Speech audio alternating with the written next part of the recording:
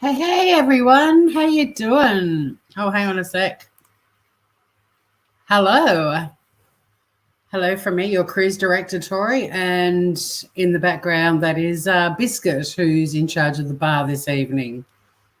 But I think she's sleeping on the job. Hey Ruth, how you doing?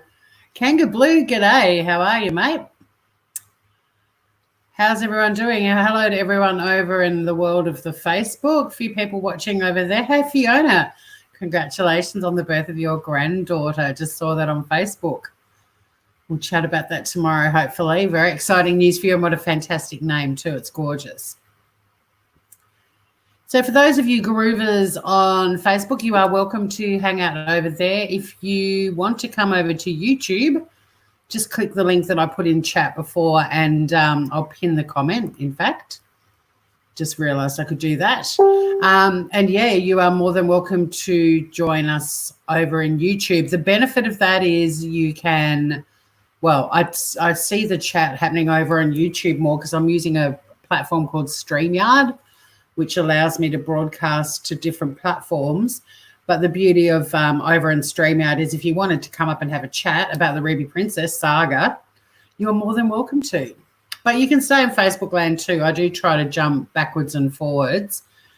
If you've got a Gmail address, you'll be able to join YouTube really easily. It will ask you to create a channel, but don't worry, you don't have to go live or do anything like that. You don't have to put any content on there, and it takes about a minute. Pretty painless. Hey, Deb, how you doing? It is a wild, wet and windy night here in Tassie. In fact, it's been wild, wet and windy all day. I have washed everything in this house except for the rug that Biscuit's lying on behind me because my water tank is full and I can't stand it when it overflows. So after this live, I'm going to have a bath. And I'm not really a fan of baths, but I'm also not a fan of water just running, although, you know, it's good for the garden, I guess. Point me to the spa. Yes, as your cruise director, the spa is that way, but at the moment there's about 38 people in it and it only fits 10 apparently, so you might want to wait on that one, Kanga Blue. So a big day today. It was another day of the special inquiry of the Special Commission of Inquiry for the Ruby Princess. So we're going to be chatting about that too, because there's a fair bit of sort of explosive testimony that came out last week and also this week. Last week, New South Wales Health Department were in the spotlight, and that whole saga just continues to unravel and it's not looking good. They've also had some passengers give testimony. We're going to talk about a couple of those. Particularly, there's one very sad case that we have been following a little bit with all of the passengers, but Carla Lake, who died from COVID-19, she was a Queenslander. She and her husband were told to self-isolate 2 days after she died. That was a directive that came from Carnival Cruises. Hey, Cherie, how you doing? Gorgeous. Hopefully you're nice and warm and cozy. It's crazy weather today. I went for my daily walk, but I sometimes go for my walk and film and chat, but today I was like, no, my phone will just get destroyed. So I fully rugged up and off I went. Yeah, it was an interesting walk. But it was amazing how many people were out and about in it. Come rain, hail or shine, we're all down on the beach. So how's everyone's days been? Some of you might still be eating your dinner.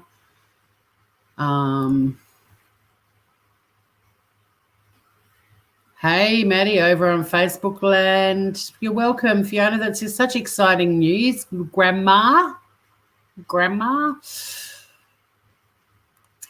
You've got a lifetime of adventures ahead of you. So with the Ruby Princess, because the Special Commission of Inquiry sat today, there are stories still coming out from what happened today. I'm just going to do a quick Google search just to see if there's anything that I haven't got, just in case. But we might go through the testimony from today first. Then we'll have a look at what happened last week with the New South Wales Health Department. We've also got the passenger testimony. We've got the witness testimony from today, even down to things like today it came out that all the passengers were told they would have health checks when they disembarked in Sydney. And as we all know, they didn't. They just set them free. Off you go. Last week, one of the interesting excuses given, hang on, sorry, I just need a drink. This is lemon water. It's nothing exciting. It's not a drink prepared at the bar by Biscuit.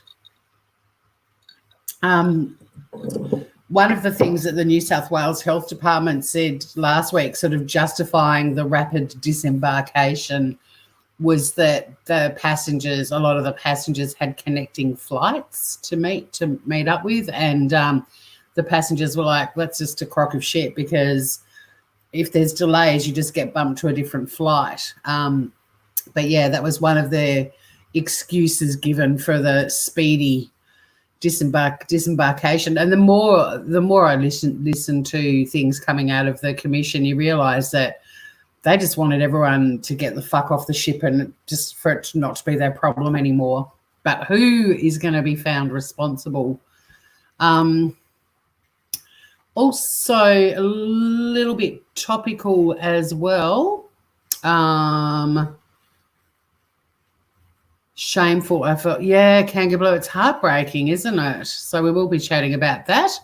Mods, by the way, I'm fine with trolls. Doesn't bother me at all. If I say block them, go for it. Cherie, I don't know if you're how you feel about using your little wrench yet, but for the most part, I'm fine. And all I ask is for everyone in chat just to be respectful of differing opinions. There is a guy that sometimes pops in and he's pretty hardcore. I wouldn't mind him coming up on panel. Hopefully he will come in tonight. But, yeah, just, if you want to disagree with him, I have no issue with that. I'm up for healthy debate. But can we just leave name-calling and go get fucked you cunt sort of stuff? Maybe leave that out tonight, if that's all right. And the weatherman says expect excess of 30 degrees Celsius, hiding under a duvet, or a doona as we call them. Yeah, wow. It's change of seasons. Although we've just had the longest day in winter already. I kind of like that.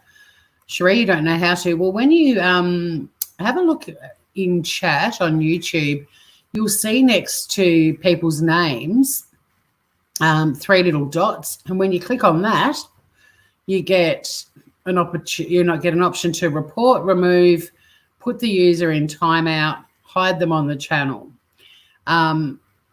But generally speaking, I'm open for anything. I don't mind. I like a bit of lively debate.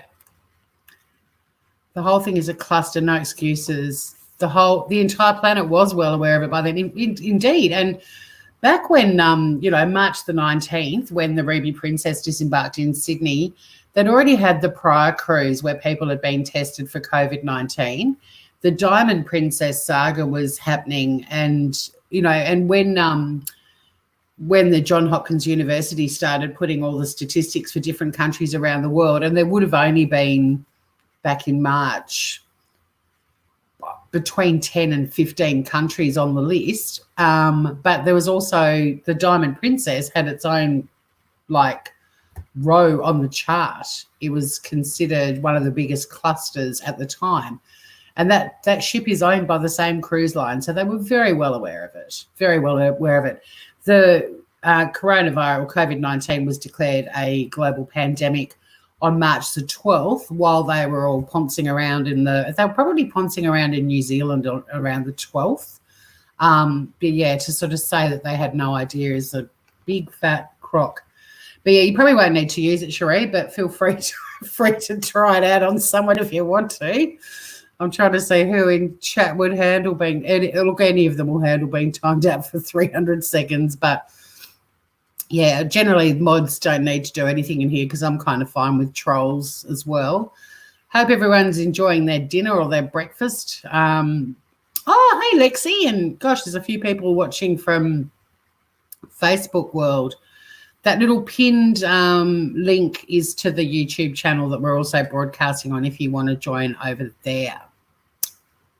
But this is the special series I'm doing on the Ruby Princess cruise ship debacle, and in particular following the Special Commission of Inquiry and also the police investigation. But there's been very little about that for a long time. And in fact, the last really sort of meaty article on the police investigation, which includes homicide detectives, was that the outcome of their investigation may never be made public, which is a bit of a bummer. Whereas Brett Walker, SC, who's handling the commission, he's like, I'm telling everyone, this isn't going to be kept quiet. Everyone will know. He's proving to be quite an interesting character, I've got to say. At the start when it all, kicked off and he was appointed, the only time I really knew about this man was because of his involvement with the George Pell debacle. He acted for George Pell, so I was a bit like, okay. And then apparently, I read a long time ago that he's, at the start of the inquiry anyway, that he's mates with ScoMo, our Prime Minister, Scott Morrison, and he's also a bit of a Hillsong happy clapper. So I was like, oh, this isn't going to be very neutral, but he's proven to be very neutral, and he's not keeping things private, and he went ahead. The whole thing started without any announcement. That threw everyone. Poor old Gladys Berejiklian. How's she doing? Should we chat about her for a second? Gladys, what the fuck's going on, lady? Screaming at all the states to open their borders, screaming. been very vocal about it, sort of implying that states that have kept their borders closed, like Tassie and Western Australia, are backwards and so on. The Western Australian Premier turned around and said, yeah, right, as if we're going to listen to the woman who let everyone off the Ruby Princess. Fuck you, Gladys, was his response. But today, because there's now a few clusters or a few parts of Victoria where there's, new sort of coronavirus hotspots, young Gladys was very vocal today, sort of saying, I'm strongly discouraging anyone from visiting Victoria, and in particular any hotspots. Yeah, go Gladys. She wants the borders opened until there's another little cluster, and then she's like, stay the fuck away. I don't know about Gladys. I don't know how I feel about it. But in terms of the Ruby Princess, she was probably the first one to admit it was a monumental fuck up, but in the same breath start pointing the finger at everyone else. So yeah, she's an interesting character in this whole thing. How do you guys feel about Gladys? We got anyone who's in New South Wales? I know that Lady Pegasus has commented before, and she's not much of a fan. Ruth, no, you don't have to time anyone out. Yes, Kangaroo, the princess ship that was denied entry to San Francisco as well. That was also one of the princess. What was that one called? The one floating off the coast. I do have its name somewhere. I don't know. Let's call that one Princess Buttercup. Any fans of the Princess Bride out there will know what I'm talking about. Speaking of Princess Buttercup, at least, on my other YouTube channel, which at the moment is called Right Now with Tori, but I'm not happy with the name and I'm changing it again because I wanted to sort of represent Tassie and all the different things that I do. So I'm sort of trying to find a new name. But anyway, on that channel very soon, I'm going to have a podcast, another podcast that I'm doing. So this is the Smooth Criminal podcast. It's a weekly podcast. It's on all podcast platforms. But currently we're broadcasting on its YouTube channel, which is probably the smallest platform for people that are subscribed to that podcast. But I am starting another one, which is called The Soft Six, which is a true story of mine from a couple of years ago where I got one of those contacts from a Nigerian scammer, and I basically catfished him for about 5 months. And I'm going to be reading it out like a story as a podcast, and then that will also be broadcast over onto my other channel. But in addition to that, I'm also going to do lives where we can revisit the chapter, but like do a reaction and you guys can get involved. And the reason I'm mentioning all of this is because the Nigerian scammer, I insisted at the start that he refer to me as Princess Buttercup. So, so look out for that. It's going to be happening very soon. And thanks to Mel who suggested I put this onto YouTube as well. So that's something to look out for, the Soft Six. It's, a 5-month saga. There is also a website for it, but I still haven't uploaded the last couple of episodes. So if you want to just hang out and wait for it, do so. If you go to the website and get into it, you're going to get to the end and the last chapters aren't there. And I'm leaving them deliberately, not putting them up there so that when people follow the podcast, everyone will find out at the end how it all ends. But yeah, it's pretty funny stuff, if I do say so myself. Probably the most challenging writing experience of my life because I had to keep this Nigerian scammer on the hook. I had to keep him interested in me, but I also was writing it for a target audience at the time, and I wanted it to be funny. So I had to sort of go to quite extreme lengths for the humour side of it, but not lose him in the process. And it was very worthwhile because as far as I was concerned, I wasted 5 months of his time when he could have been scamming someone for real.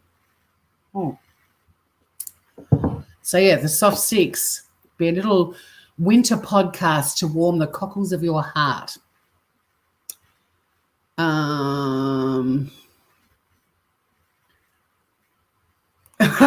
Did you actually time her out? Has she been timed? She has. You've worked out how to delete her message and you've timed her out. Good. Well done, Cherie. Look at you. I can't believe that you've deleted all of her messages. You're a fiend with your wrench. I love it, Cherie. That's hilarious. Yeah, one word, Gladys. Melbourne. Exactly. Are you in Newcastle, Kanga? Sapphire Princess. That could be it. Hey, Anne-Marie. How you doing? You well? Where is the Ruby Princess's present, says Lexi over on Facebook. I did try to Google, but didn't seem to find a definite. The whole situation where it's still very scary. I'm glad we have a big moat. I like ours too. I like our moat as well. I'm Fortress Tasmania. The Ruby Princess is due to set sail. Let me get up the schedule. The Ruby Princess is due to set sail again on the 4th of July. Now, a friend of mine, Beck, who was on Facebook before, it's her birthday, which is one of the reasons why it's been really easy for me to remember it. But yeah, it sets sails on the 4th of July. Hang on a sec. I will screen share.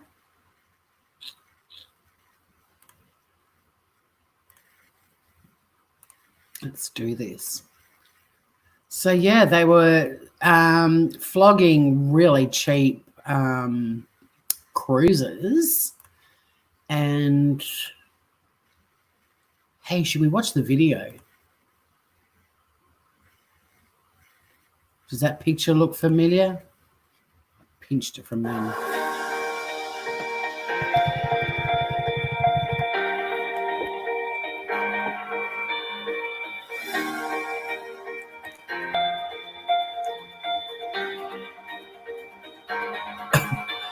Oh, yes.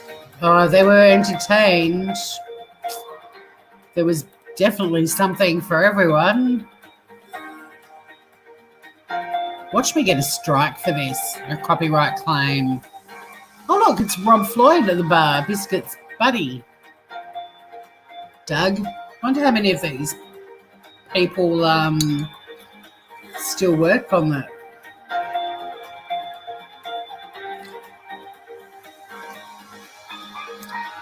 Been served up Aussie food thanks to Curtis Stone. What's a crab shack?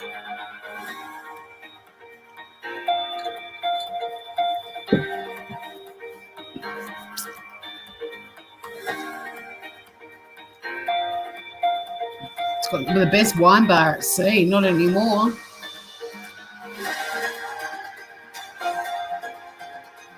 I love that comment, Kanga. Yeah, I bet there's no mention of the virus. No footage of docking at exotic Port Kembla. Oh, Dennis is doing really well. That's great, Anne-Marie. Top deck dining with a healthy dose of COVID-19. Oh, this is boring as fuck. That doesn't inspire me to go on. And it's still got another couple of minutes. Boring. Right, so on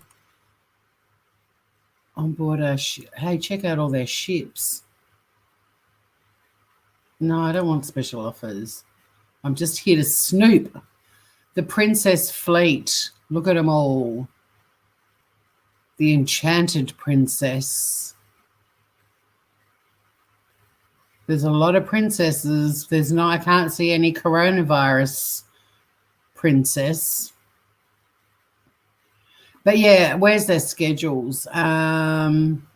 Because yeah, I know that they're heading off on the 4th of July. This particular ship is, and they were selling the tickets at budget. There's nothing going anywhere near Australia anytime soon. Oh, wait a minute. No. Oh, no, they sold out. They sold out because Normally the cruises are like $6,000 or something, and they were selling tickets for like $600. View 8 results. I hope this is riveting. Well, they're still planning to do a round trip from Sydney to New Zealand on the Majestic Princess. Oh, look at this. They've got all sorts of, there's another Aussie cruise, 3 Aussie cruises. There you go. But yeah, the ones that they put up for like July and everything, they sold out. Princess Quarantine. You want the Love Boat back?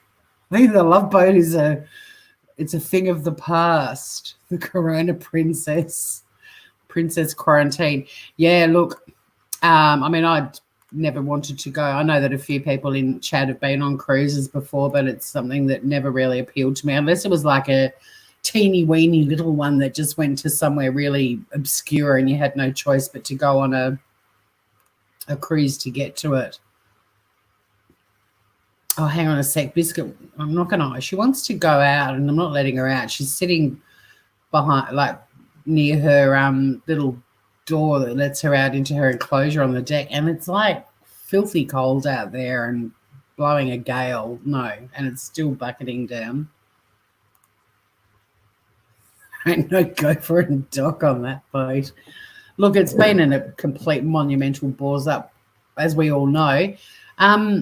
So, yeah, we've covered Gladys sort of going a bit backpedaling on the old open up the borders now. She's like, oh, the borders are open, but just don't go there. See you, Gladys. We've dealt with her. So this article is only an hour old. This is from the Inquiry Today. So we're just going to read through this one. I hope you don't mind because I've got a few things. We don't have to cover everything. I think the main things are last week, the New South Wales Health Department were absolutely savaged regarding the review that they did to sort of try and work out where everything went wrong. And it was described as spin, bias, and weasel words. It's fighting words. It also came out last week that the Ruby Princess had been declared as low risk, even though every single person involved in the inquiry to date has said it should have been at least a medium, possibly medium to high, or let's be real, should have been high. There was the information that came out last week that passengers needed to catch connecting flights, and that's why they let the ship disembark. But all of the, and there was New South Wales Health Department physician Dr. Sean Tobin who approved the disembarkation, and all the passengers were saying that was a crock and it wasn't fair to blame them and their connecting flights. We had the horrible evidence that was given by Graham Lake that his wife and he received notification to self-isolate 2 days after she'd actually died. Not cool. And then also, remember we've talked about how there were the 2 ambulances that were sort of like at Sydney and they loaded up 2 passengers and one of them was apparently having heart problems and the other one, what did the other one have? But they took them to the Prince Alfred, which has been declared the COVID hospital, and they both tested positive. Well, one of those guys gave evidence. That's Anthony Londero. They also, a Tasmanian dude gave evidence, David Walters. But one thing that's come out is every single witness, whether they've given evidence in the inquiry or whether we've found articles and talked about them, their stories are consistent, all of them. So that's the main stuff that came out last week. And if we do get to it and we still feel like chatting about it, we can. But today, let's have a look at what happened today. And the headline, this is from the ABC News website, Ruby Princess Inquiry hears passenger diagnosed with flu days before she died of coronavirus. Mm-hmm. So I'm just going to share this to see what's happening in chat. You've never wanted to do a cruise, Deb. So many other things. Exactly. I'm going to open Biscuit's little cat flappy thing in the off chance I don't really like her going out in a squall. Give me a sec. Do you honestly want to go out? She wants to go out because there's possums out there, but it's like 3 degrees and miserable, and it's going to get really cold in here too. You had a ball on your New Zealand cruise. Ruby killed cruising for you. Yeah. I think a lot of people who did enjoy cruise ships are now like, thank God I did it, but I would never do it again. Oh, Dennis, cute. Biscuit. Dennis says hi. Oh, my God, she's gone out there. Brave floof.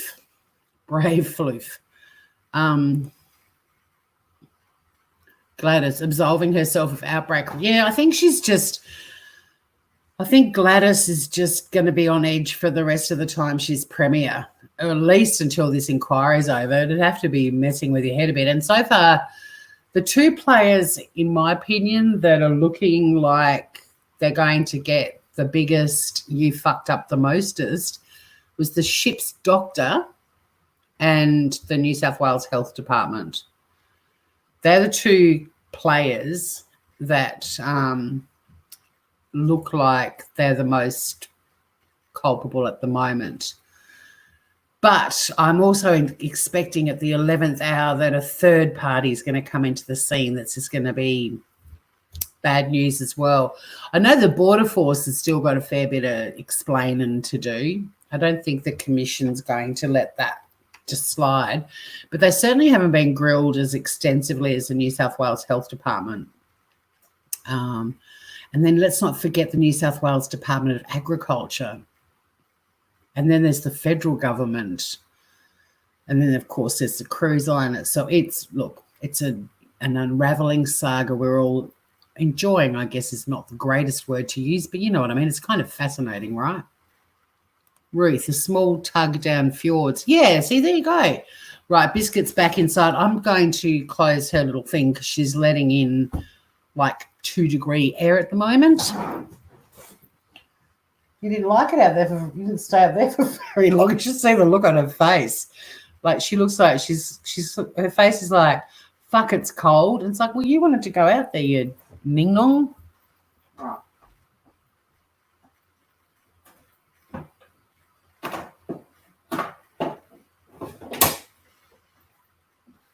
Okay, let's do this.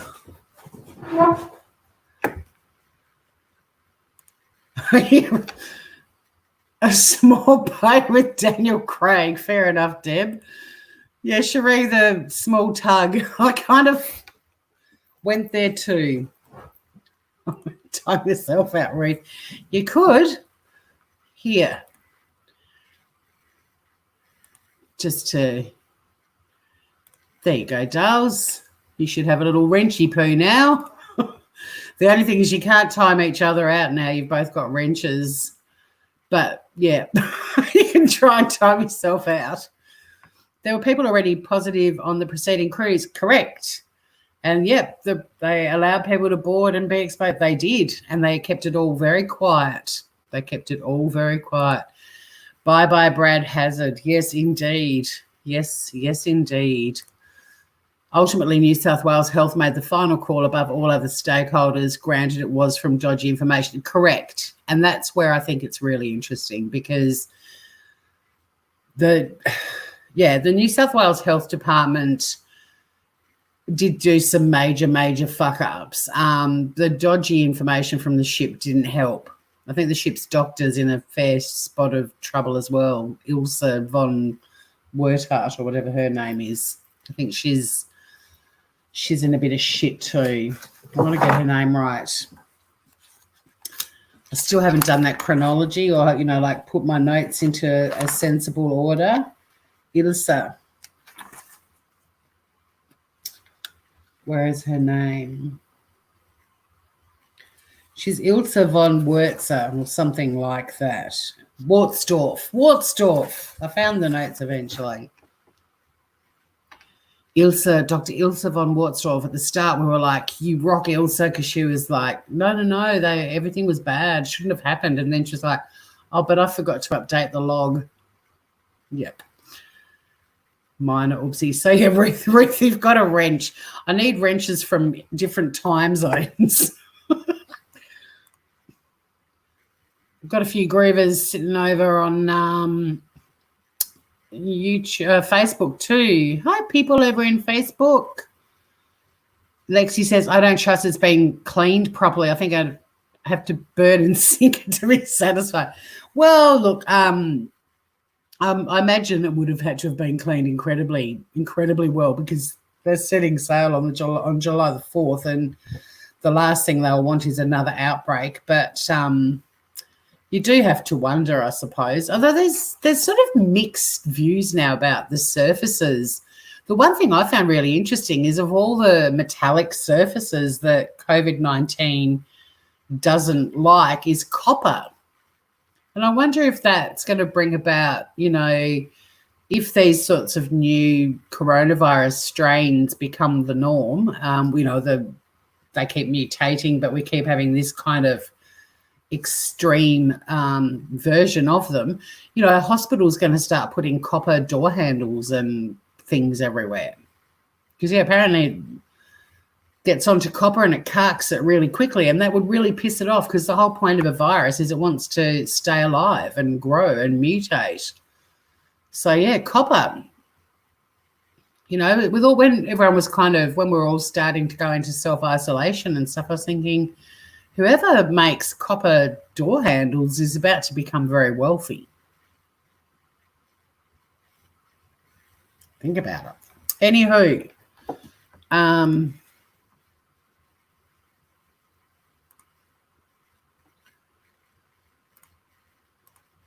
yeah, whoops, I left that email in the draft box. See, I didn't know that, Kanga Blue. That was new. That was news to me. But then it makes sense, because a lot of those sort of healthy, like when you go into, I can't think of the name, the sort of new agey shops, they've always got copper bangles and stuff and little copper rings and things at the checkout. And I remember even back in my youth, Mum gave me a copper bangle and told me it had health benefits. And if it was a bit like a mood ring, if it got a little bit green, it suggested you were getting sick, or it just needed a clean. I don't know. But yeah, I didn't know that. There you go. All right, let's have a look at where is it? I'll get rid of the Ruby Princess page. Let's have a look at the inquiry from today and see what went down.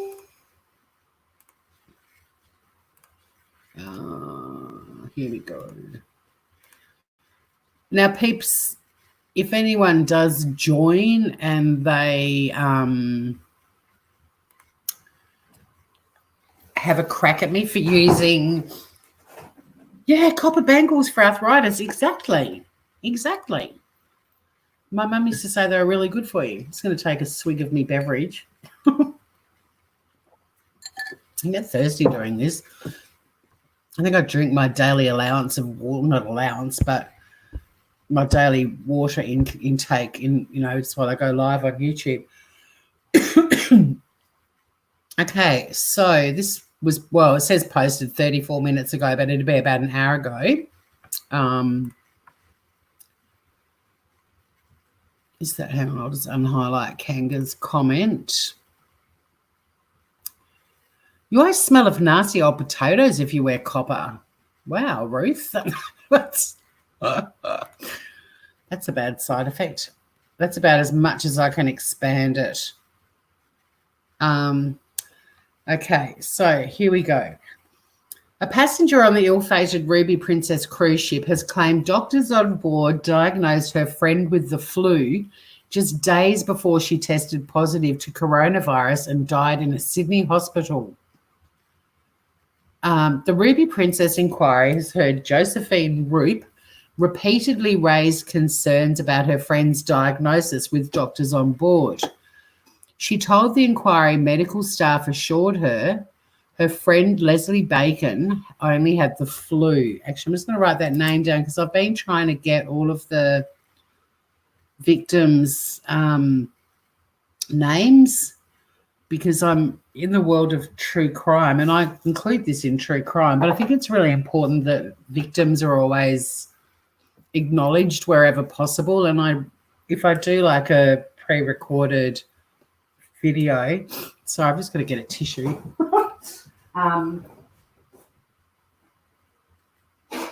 Sorry. No, I don't have a cold. I don't need to get a swab shoved down my neck, down the back of my throat. Yeah, I'm trying to get all of their names because I'd like to at least acknowledge them, you know, in the credits of my little videos that I do. Just think it's important. Anywho,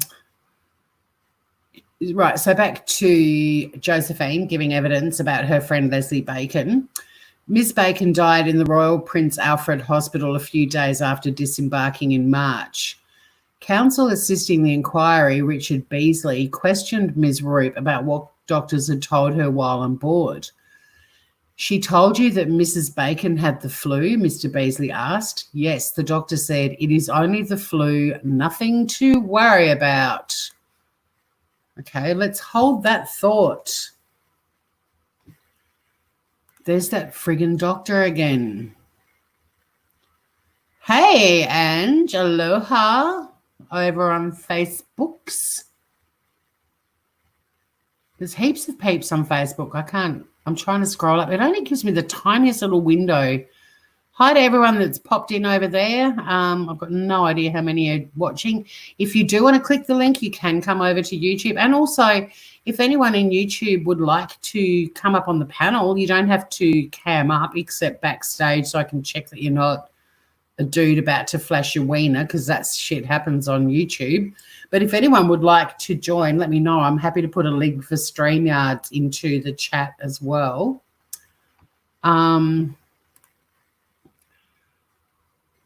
No, Rona wouldn't have even crossed my mind if someone mentioned that to me in March. Are you taking the piss? Like, are you serious, Kanga Blue, or are you like speaking on behalf of the doctor?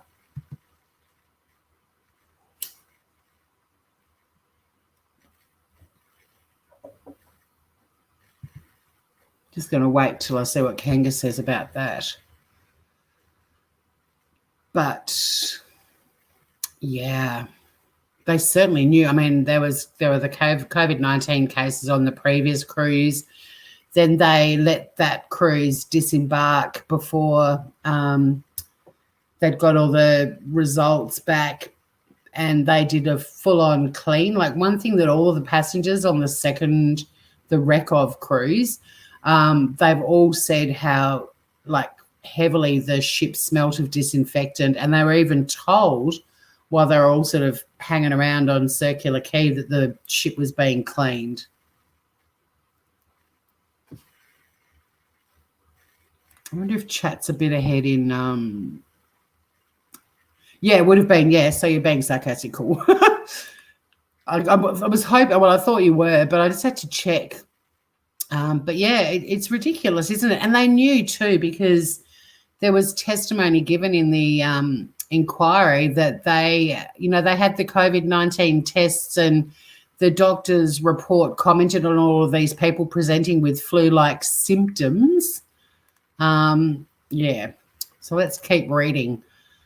So sad that this poor woman died. I mean, she probably would have died irrespective, but it's just I'm just seeing what the key points are from today. Another said Wollongong Hospital refused to test his wife despite, okay, interesting. And yeah, more than 20. There's actually 22 people who've died that were all passengers on the Ruby Princess, and then there's another 800 people that caught it.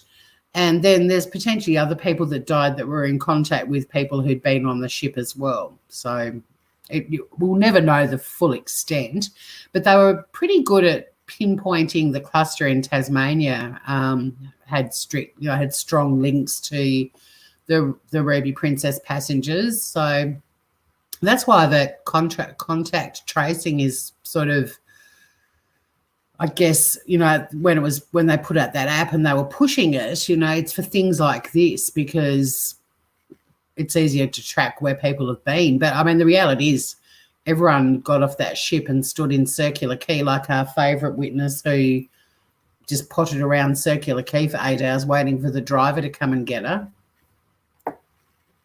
And that's another thing. So many of the witnesses are now living with guilt for the passengers because of how many people they came in contact with. You know, they were all milling around a Circular Quay. They were on buses. They were on planes. You name it.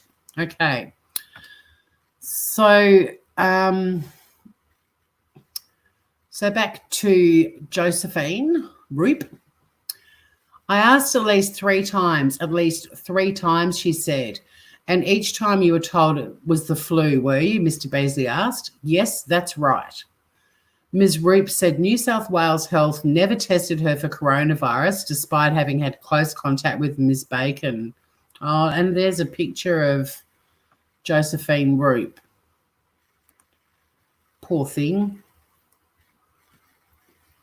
I think there's going to be a lot of psychological injuries, you know, for people as well because of this. Just from so many of the passengers talking about how it's messing with their heads.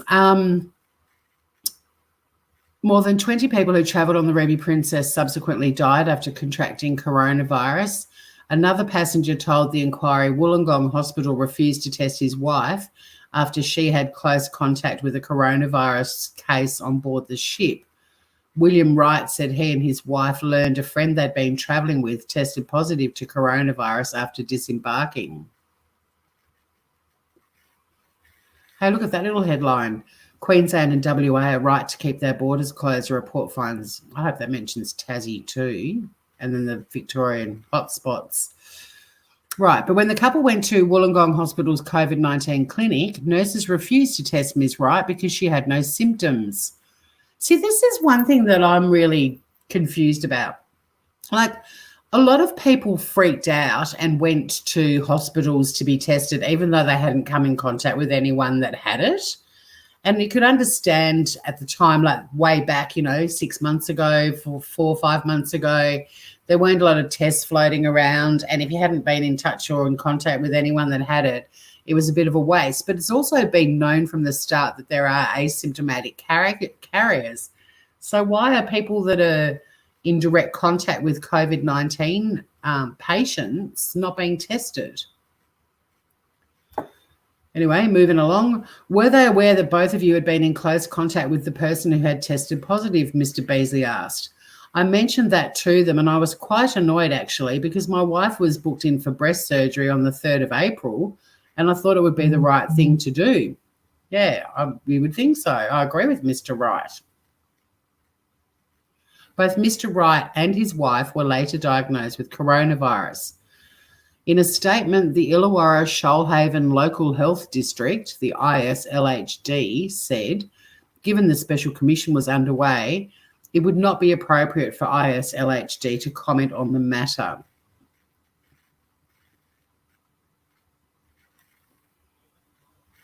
And this is an interesting little table at the end. Northern Territory coming first, 51 days, and Tassie, we don't have any active cases now, which is pretty cool, which is kind of why we're keeping the borders closed for a little while.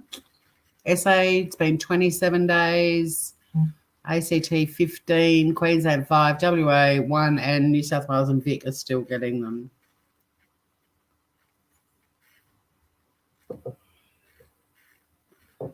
And we're going to go on to this one here in a minute, the Carla Lake story too. All right. Am I alone now? Has everyone left? Hit the thumbs up on the way out if you can. That'd be great. Or the thumbs down. Either way, I get the...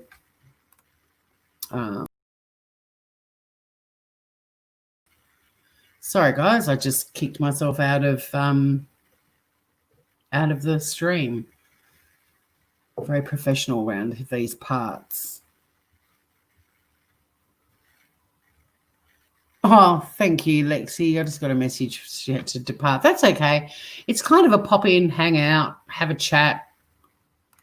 throw in your 2 bobs worth if you want. I don't know if anyone in chat over in YouTube land wants to take a link and come up and chat, but we can keep strolling on. Or is chat? Oh, chat's completely frozen in StreamYard. That's awesome. I think you're alone now. I feel for them too, Deb. I feel for everyone. It's just a big mess, right? So, this is another little thing I'm going to play. It's Sky News. I probably will get an infringement-y thing, but, you know, I don't really care. This is a small channel. I'm not monetized. So I want to play this little news report. It's been revealed Ruby Princess passengers were told they'd face health checks in Sydney, but instead were quickly ushered off the ship. Several passengers and their relatives are giving evidence at a special commission of inquiry examining the fiasco. David Annesley collected his mother-in-law Helen from the overseas terminal on March 19. Both later tested positive to coronavirus. It was quite clear that I didn't even ask her for that. She was told that on the ship we were told we've got no COVID. Her conversation prior to leaving New Zealand was to the fact that even though we might get in at 8 o'clock, it'll take me till 11 to get off because they were informed there was going to be some health checks. And my conversation then revolved around, so did you have your temperature taken or anything? And she said, no, they just ushered us off the boat. And in her words, I've never been ushered off a boat that quickly before in my life. And she's done at least 6 to 7 cruises. The Ruby Princess remains Australia's largest source of coronavirus infections and has been linked to 22 deaths. So there you go. No health checks. You have no idea how to do that. How to join the chat, Ruth? Good evening and welcome to Tucker Carlson tonight. No, we don't want Tucker Carlson. Blind Freddy could see it was a cluster waiting to happen before the Ruby Exactly. And if the Diamond Princess didn't teach them anything, then, you know, like that story was global because all of the passengers were sort of trapped on the boat. If I bring up the John Hopkins chart again, I do like showing this. I know you guys are all regulars for these little shows. We're over 9 million cases now. I'm going to share this one too because I like showing the Diamond Princess has its own spot on the chart. Or should we chat about that frock or that blouse? It's like a puffy shirt. It reminds me of that Seinfeld episode.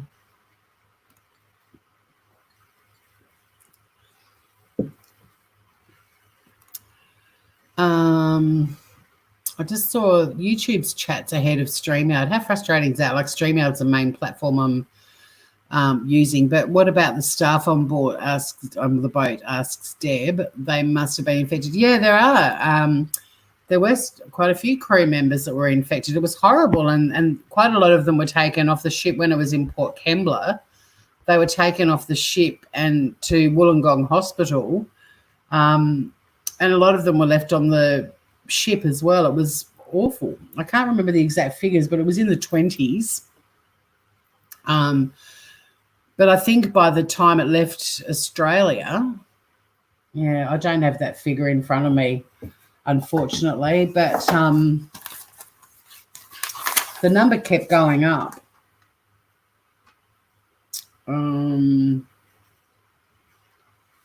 I've got so many figures here. Like they had 25 COVID kits on the ship and they used 13.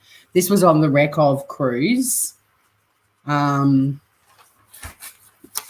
I do have the figures for the crew. But the crew were really, they were so gracious when they left. I think it was 21 possibly. I'll need to go back through my notes and find the exact number. But yeah, they were all mainly young kids in their, late teens, early 20s, and they were stuck on the ship for weeks and weeks and weeks, and eventually they had to leave. They were ordered to leave.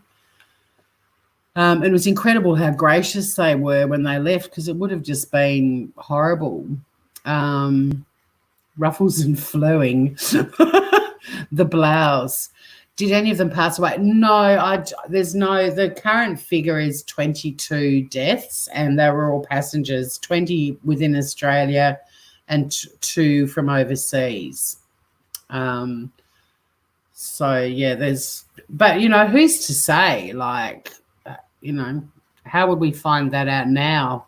It's only if other countries report where everyone's caught it. But, we're going to scroll down this chart now and you have a look at some of the figures. This boat is like watching CSI. It's pretty full on. All right, so let's have a look at the chart. But I love showing the Diamond Princess having its own line on this table. But like I said, back in March, I did lives on this back when there were, I reckon I started doing lives about it when there were not just the Ruby Princess, but just COVID-19. There are about 3,000 cases worldwide on this chart, and there weren't even 10 countries. But now we've got over 9 million. We've got nearly 500,000 deaths. I don't think any of these statistics are right. I don't know if they're over-exaggerated or under-exaggerated. I think some countries have been overly conservative. I think other countries, they've included every test, even when it's the same patient, having repeat tests. And I watched a New York whistleblowing nurse the other day. She was really interesting, but a hospital in New York where they were putting patients that didn't have COVID-19 in wards with people who did, and it's pretty full on, actually. If you type into YouTube New York nurse whistleblower, it'll come up. So there's all kinds of stuff going on, but, even if we just sort of take these with a grain of salt. But let's go down to the country table. It blows me away, like the states, and again, these figures, who knows how accurate they are, but even sort of approaching 2.5 million deaths when there's 9 million worldwide. Brazil's now over 1 million. That just blows me away. Russia, look at that, 7,600 new cases. Now, this is new cases in the last 24 hours. So, and we're about midway point through, maybe not midway point. It's usually around midday, 1 o'clock, or maybe even 2 o'clock in Australia, this updates. So that statistic will refresh at, I think it's about 2 o'clock Australian time, Eastern Standard. But they're saying that's how many were reported the day before. But Russia has been dumping big numbers like that a lot, and they were really slow to dump any numbers. So I'm not sure about that one. That's a shitload in one day. But yeah, look, India, UK, Spain, Peru, Chile. So South America, that just didn't appear at all for a very long time. Italy were once the top of the pile. Iran, Germany, Turkey. And look at the figures for Pakistan and Mexico. Like, I don't know. Although, hang on, Mexico, over 1,000 new deaths in the last 24 hours. I'm just not sure how quickly countries are reporting. But even so, they're all pretty hideous. Look at Bangladesh. And I don't know about China's figures. I think they're really low for the country it emanated from. If they've either done an incredibly good job or those figures are really understated.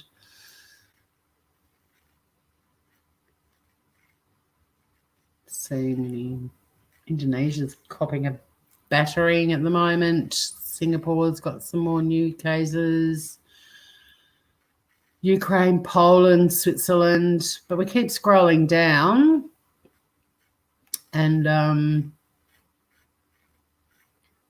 it's just a checkerboard of bad numbers, in my view. South Korea's been interesting. They got really badly battered, and then they looked like they were on top of it, and then they had a second wave. But there's still, their figures are relatively small compared to other countries that have had, second wave. There's Australia. We're now 71 in the world with 13 new cases in the last 24 hours. But you keep scrolling down. And like I said, there weren't even 10 countries when I first started looking at this chart. But we keep going down. New Zealand were COVID-19 free, but not anymore. I'll come back to chat in a sec. There we go. The Diamond Princess. Now, those figures have stayed the same from, well, not day one, but that's pretty much, I think that originally there were like 10 deaths, and so there's been 3 more since I started talking about this. But yeah, the Diamond Princess gets its own line. The Ruby Princess doesn't, and the Ruby Princess had 22 deaths. So they're included, well, 20 are included in Australia's figures. I'm just seeing if there's any other cruise ships. And then when we get down the bottom, these ones that have got the green bar, they're the ones that are now COVID-19 free. So there's a few. But New Zealand had a green bar for a little while, and now they don't.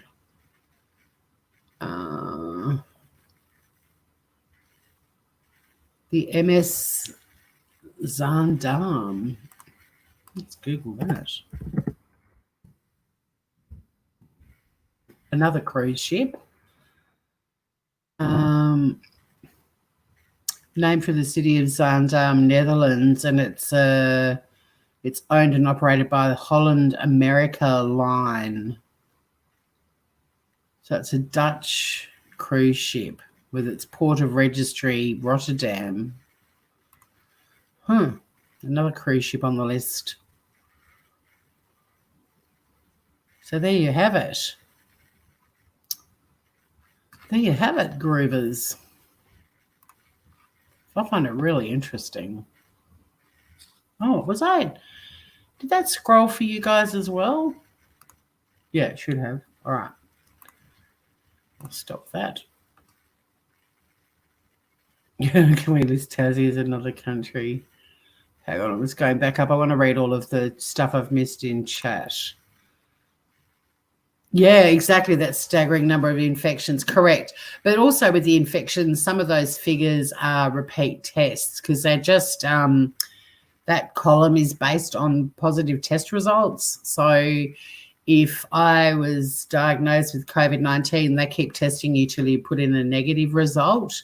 So I might get tested 4 times, and that figure would include repeat tests on the same people. But even so, over 9 million underreported on all countries.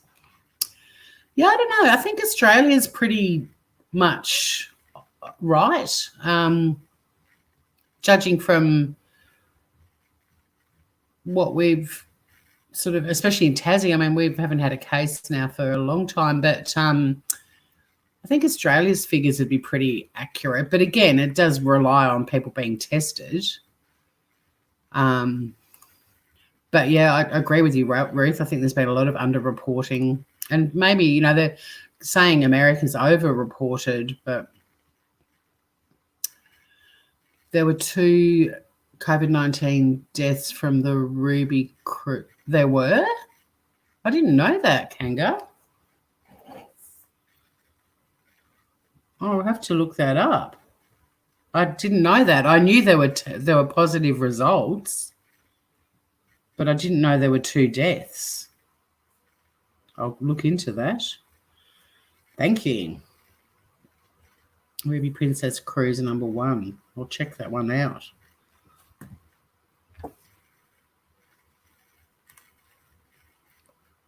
They did what?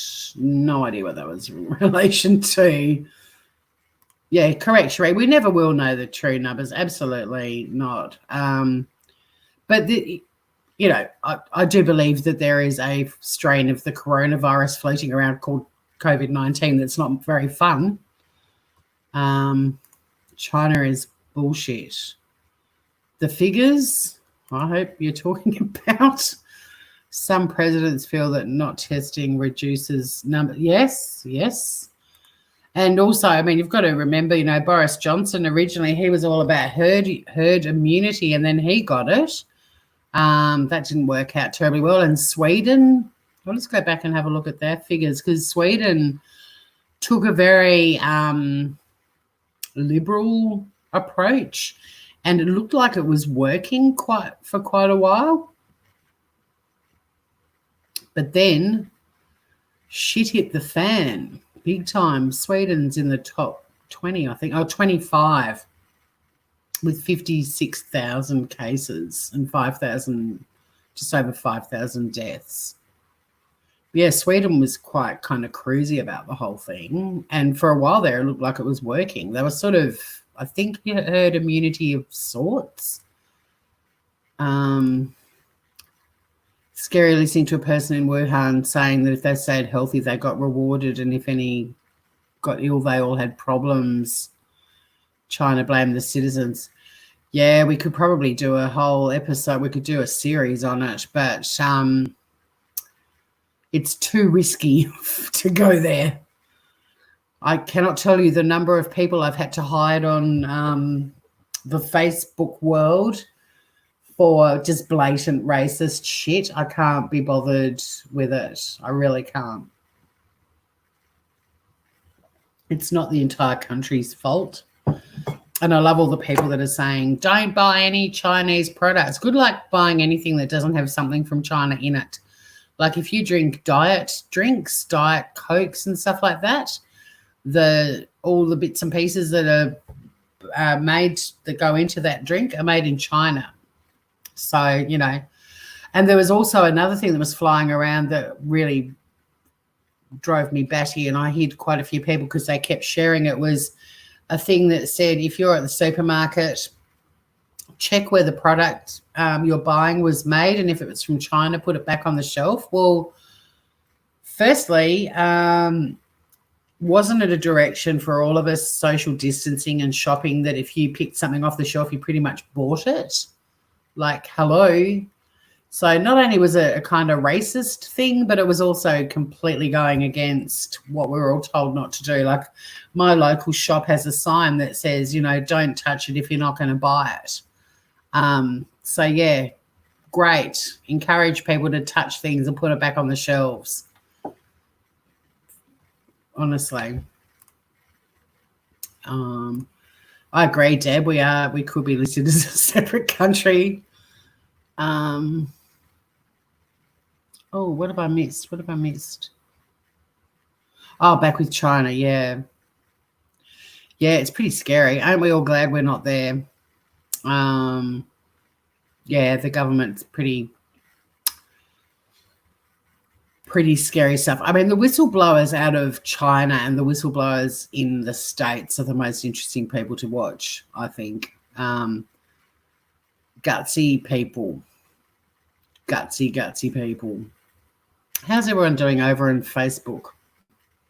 Got people, this is so funny. You see all these little faces, all these names that pop up, but nobody actually says anything.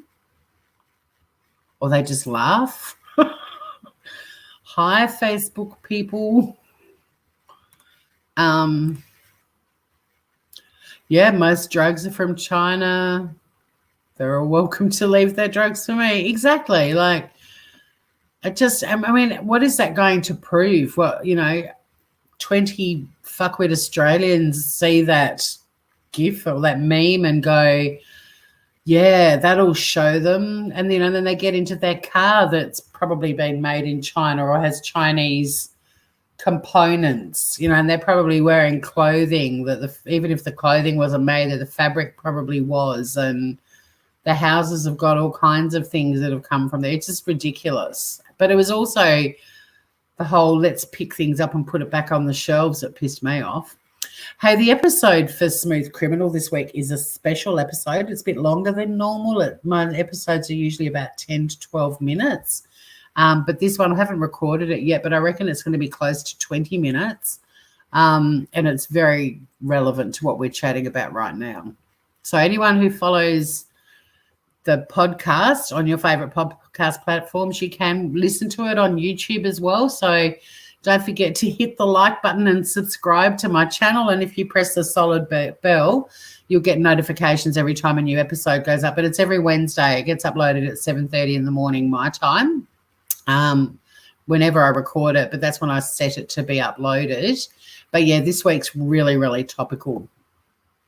And it's a bit longer than usual because I've got a lot of stuff to talk about. I'm being a rebel. I'm breaking my only go for 10 or 12 minutes rule, but I had a lot to discuss. Let's have a look at the Daily Telegraph. This is just a little bit more about the inquiry today. I think we'll probably wrap it up after we do this one. Try to see you, Sharisa. Good to see you, gorgeous, as always. I love that you're following this. It's a nice little gang. I like our little series. But I will end with this story because I like to try to do it for an hour, but there's always good chat about this. So share screen. So this is just another article about the inquiry today with just some more info that we haven't had in the other articles. Pick your own prizes, a new winner every day. Let's just expand them out of the screen. Lucy Hughes-Jones from the Daily Telegraph. This was uploaded at 4:16 this afternoon. Oh, yeah, so Ruby Princess guest collapse at Sydney Airport, that was raised in the inquiry, and also New South Wales Health used old protocols to clear the Ruby Princess. The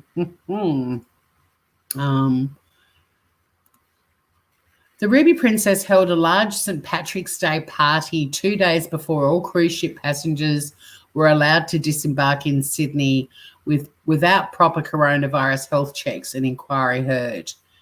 Jill Whittemore travelled from the United States with her mother-in-law and her husband's maternal grandparents for the cruise, which docked in Circular Quay on March the 19th. And then the little caption under that photo, the Ruby Princess inquiry heard a party with no social distancing took place 2 days before docking. Well, we've seen footage. Remember I showed you guys footage of the farewell party that was in the main, like if you kind of picture the movie Titanic and those staircases that Leonardo DiCaprio and Kate Winslet were constantly sort of frolicking on, was a similar kind of setup to that.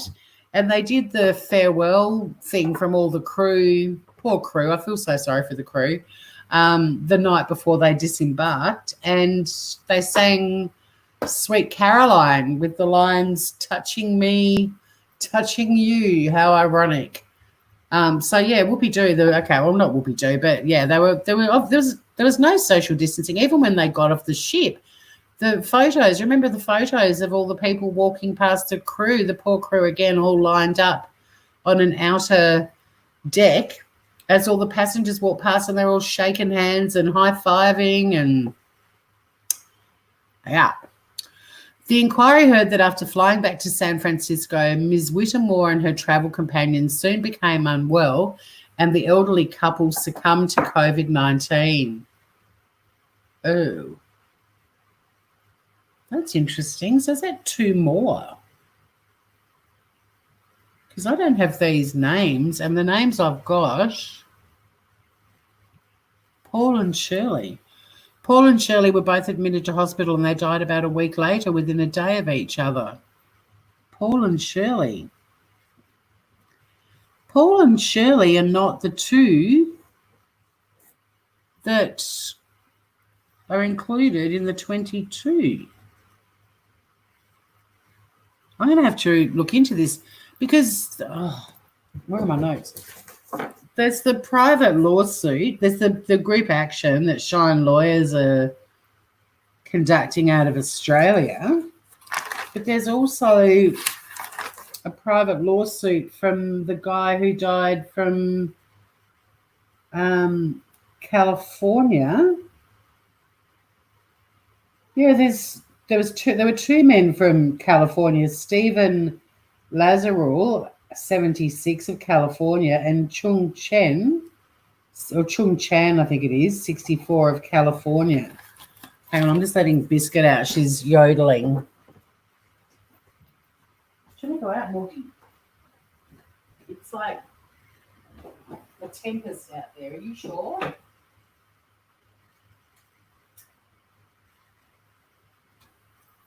No, she just wants to sit and look out. And that's interesting. So there's two more people. Who are Paul and Shirley? She didn't mention their names, did she? So is it 24?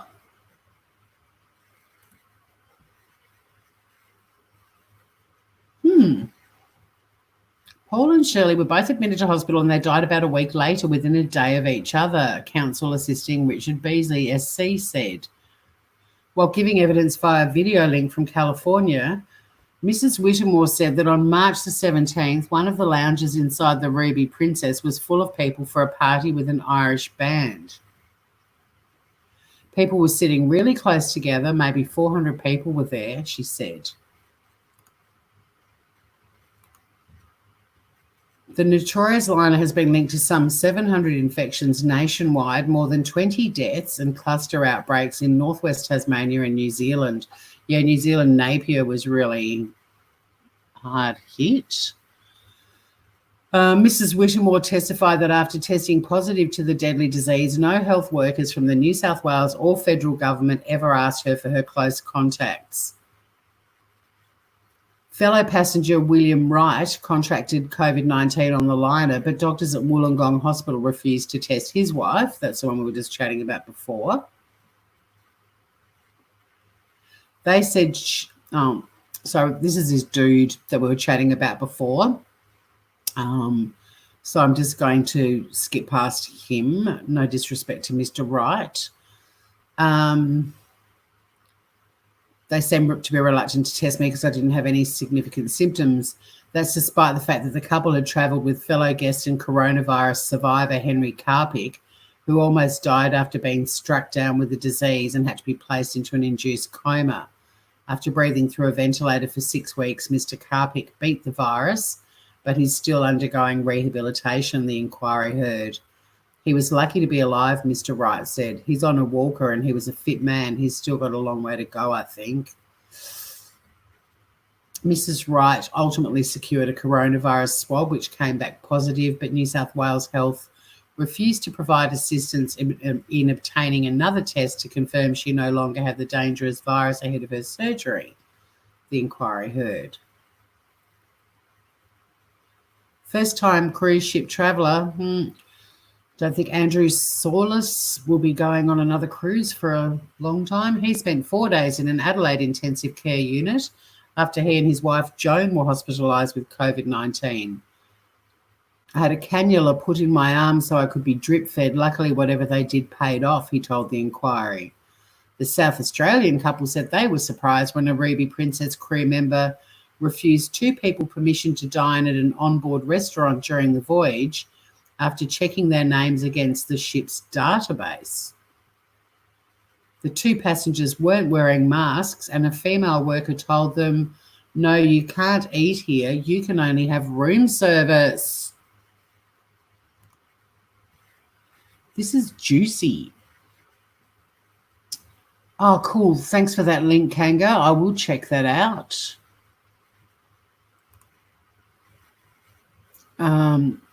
Oh, shit, yes, I meant there's an independent article that I was going to do tonight too. I'm not going to do it tonight because the Independent does great stuff, but I will check that out. Thank you, and I'll dig up that other one as well. Ivor, g'day. Sexy ship. God, I only today said about letting go about Jack's hand, the Titanic. How's Biscuit doing? Biscuit's doing great, but she's now come back inside, and so there's a whopping great draft. Let me just close the flap again.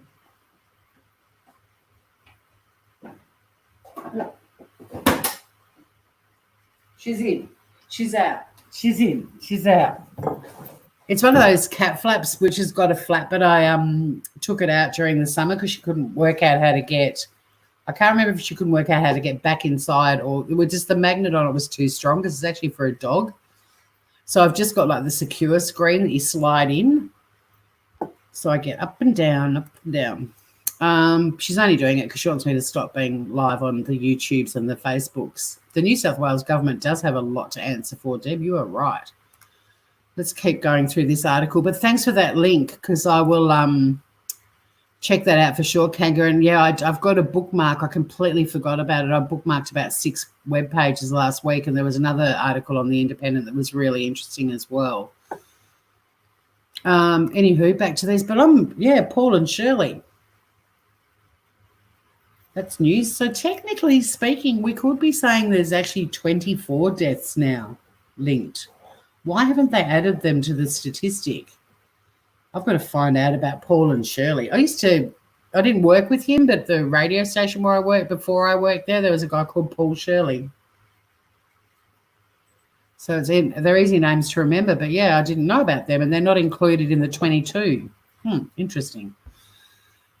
So anyway, clearly people knew on the ship that something was going on, because those people were refused entry to the dining room and they were told they could only have room service. She seemed quite flustered, the young girl on the desk, sort of waving them away hurriedly, Mrs. Saunders said. Part-time Uber driver David Annesley caught the virus after picking up his infected mother-in-law, who disembarked with 2,700 other guests without adequate health checks. Those mother-in-laws are bad news, aren't they? New South Wales health authorities had deemed the liner a low biosecurity risk, and Mr. Annesley said the elderly woman told him, "I've never been ushered off a boat that quickly in my life." Oh, that was that dude we were watching before. Or was that another one? The inquiry heard that Mr. Annesley's mother-in-law, Helen, was taken to John Hunter Hospital in an ambulance on March the 23rd, but when his wife asked if they could be swabbed for coronavirus, New South Wales Health told her, "Until your mother tests positive, there's no need for you to come in." By then, Mr. Annesley had already developed a sore throat, and it ultimately took him 19 days to recover from the disease.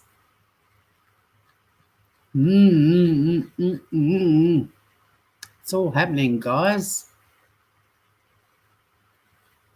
It's all happening. Stop the screen share. Whack my camera back on. You do realise this is how Furbo's companions. Oh, I do. She's making me get up, get down. Hey, lovable rogue. How you doing? So, yeah, I did have a heap of other articles that I was going to talk about, because it came out in the inquiry today that, they were told they were going to get health checks when they got off the ship, and then they didn't. There was also some interesting stuff happening on the Twitters that I was going to chat about. And in particular, people on Twitter are very curious about the status of the criminal investigation and why the cops aren't, they've gone really quiet on that. There's a lot of people, there's Josephine Roop giving evidence, and they go back to that doctor again, the one saying, didn't update the log. Lots of tweets that I was going to go through, and from fairly interesting people as well. And they're still talking about the Hillsong Convention and the government minister with family members on the ship and all of that. So, yeah, there's even people calling for Daniel Andrews, the Premier of Victoria, to resign over the Black Lives Matter protests, and they're questioning why Gladys isn't being forced to as well with the Ruby Princess. So, yeah, there's a fair bit of stuff happening on Twitter that's quite interesting. Oh, I did want to do I'll just cover this quickly. The sad case, Carla Lake, who was from Queensland, who died. Her husband, Graham Lake, also gave evidence saying that they were contacted by New South Wales Health to make sure that they were self-isolating 2 days after his wife had already passed away, which is just awful. And he also gave evidence to say that he didn't recall any extra health precautions being taken on board, and they did get regular contact from New South Wales once they'd left the ship. But, yeah, he pretty much says, in the end, I told them where to go because Carla had passed away, and 2 days later they rang me and asked whether we were still self-isolating. Really sad. And then, yeah, the stuff that happened last week was interesting as well. We kind of covered it at the beginning, though, the fact that it was deemed low risk, the fact that the passengers were allowed to disembark so they could catch their flights home. That's pretty much where we are with it all. Biscuit owns you, baby. She sure does. Good to see you, lovable rogue. 2 British people died of COVID-19 on the Coral Princess. Yeah, well, I did find when I was looking at my notes before for some info about something we were chatting about, the 6 cruise ships that have had Australian cases. This is just Australia. All these are all inappropriately listed as death ships. The Ruby Princess, Ovation of the Seas, Diamond Princess. The first Australian to die of COVID-19 had been on the Diamond Princess, James Kwan. Celebrity Solstice, the Artania, and Voyager of the Seas. Lovable rogue, how long do you think it will take for the full investigation? Well, they said the police investigation, which has the homicide detectives involved, they said September, and the inquiry, they said August, September. So there's certainly more. There was an article that I read, and I think it may have even been The Independent, that said we'll hear more about this in August, but it was at the end of an article about the Special Commission of Inquiry, but I'm wondering if it was actually referring to the police investigation, because obviously the inquiry is ongoing. They gave evidence. There were a lot of people that gave evidence last week and then again today. It is a cover-up, and people are pointing the finger at everyone. Like, nearly everyone has said that it was a massive fuck-up. There's nobody that's denying that, but they're all pointing the finger at somebody else. Lovable Rogue is asking about the cover-up, Deb. Did you want to elaborate on that further? I've got a couple more minutes before I sign off. All right, I've got another question. It's got nothing to do with the wreck of the Ruby Princess. Do any pet owners have pets that like licking metallic objects? Because I have one, and it's probably one step up from a window licker, a metal licker, but I asked the vet, and this is when she wasn't feeling very well, not the vet, my cat, and she said sometimes when they're a bit out of sorts, they do weird things, and I had already Googled it, and there were people saying, oh, they're deficient in iron and zinc and they're licking metal to get that. And I asked her about, and I said, it sounded like a crock of shit to me. And she said, no, that is a crock of shit. They wouldn't get enough of whatever they're short on from licking metal. But then I did find a whole heap of forums and pages where people have got pets that do all kinds of weird shit. And apparently metal lickers are not that uncommon in the pet world, but it's new to me. In all my lifetime, all the pets we've had, not one of them has been a metal licker. But Biscuit, anything metallic, she'll lick it. I'm really fond of her. but she's a metal licker.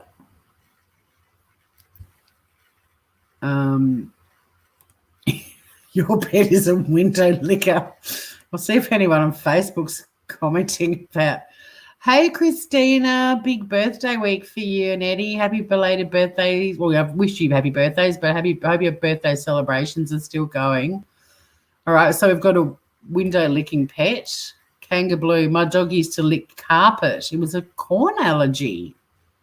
Carpet. Well, I've got metal radiators in my house because I put hydronic heating in, and they're pretty attractive. You know, they're a nice looking thing, but yeah, she's right into it. My sister gave me a little Balinese elephant, like a little metal elephant that I use as a doorstop in one of the bedrooms. Licks that. Now up on a hook above biscuit height. My sister also gave me this really cool rusty thing that you hang out the front, and it's got metallic circles and balls, and it spins around. It's beautiful. And she used to be licking that too. Got an itchy nose.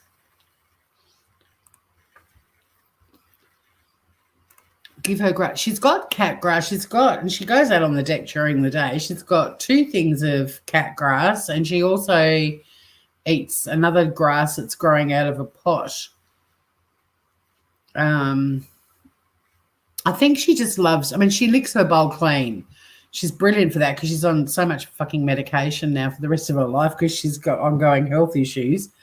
So I just sort of mortar and pestle her meds and put it in her food. And she loves her food so much she even licks the bowl clean. She's on a metabolic diet, and I think because she's feeling healthy again, she's just got a much bigger appetite, and she just licks the metal for flavour. But it's bizarre. Maybe she licks metal. Well, no, because the radiators, when they're on, she licks them. And I'm like, are you not burning your tongue on them? They get pretty warm. They're gas heated, like they're water-filled radiators that are heated by gas, and they get pretty warm. And she doesn't mind licking them when they're hot or cold. So is it a step up or a step down from a window licker?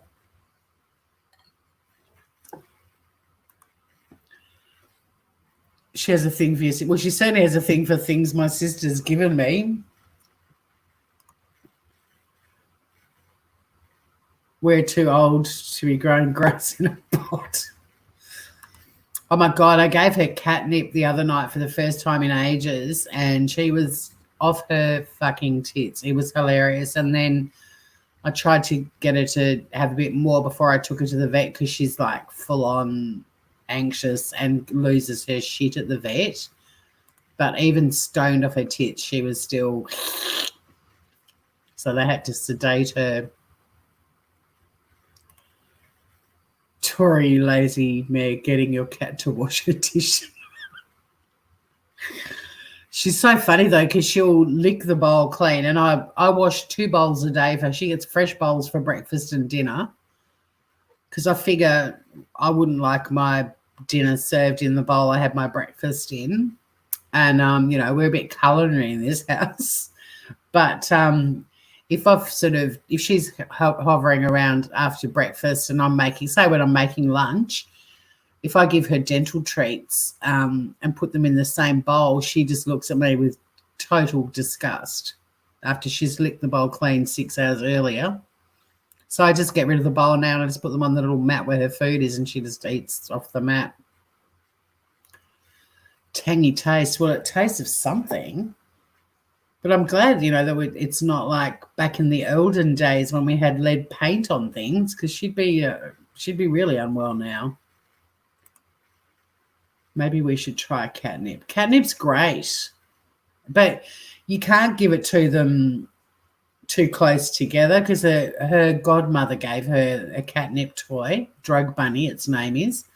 And the first time she had it, she was like having a ball, and then I tried to give her some the next day and it just didn't touch the side. So you've got to let them have a break.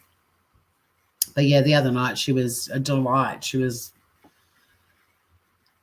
watching Netflix and eating corn chips. She wasn't really bad. She was having a good time. Now she's licking the radiator.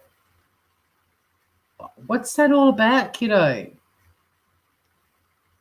And she's got a little routine too. Like, she's not a lap cat at all, but at night when I go to bed, she comes in and gets up on the bed. And when she thinks I'm asleep, she gets off the bed. But before she comes into my bedroom, like I've got to basically get ready for bed and get into bed, and then she'll come down. It's kind of cute. It's like she's tucking me in. But before on her walk down to my room, she stops and licks the radiator. So I know she's coming because I hear the licking sound. I'm shaming my cat. She's a window licker. She's a metal licker. She's marking her home. It's only the metal, though. It's most bizarre.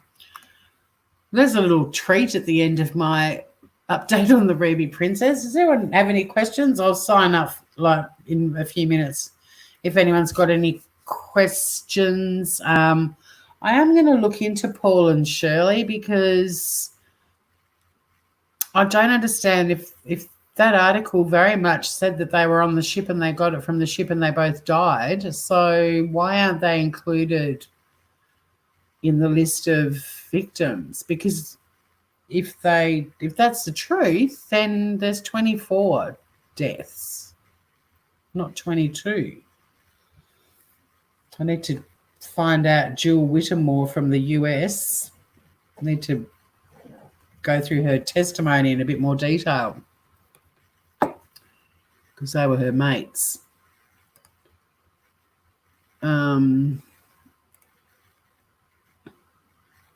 If she murders her, she can what? If she murders me, yeah, she can remove all the evidence. They might be from well, that's when I was reading it.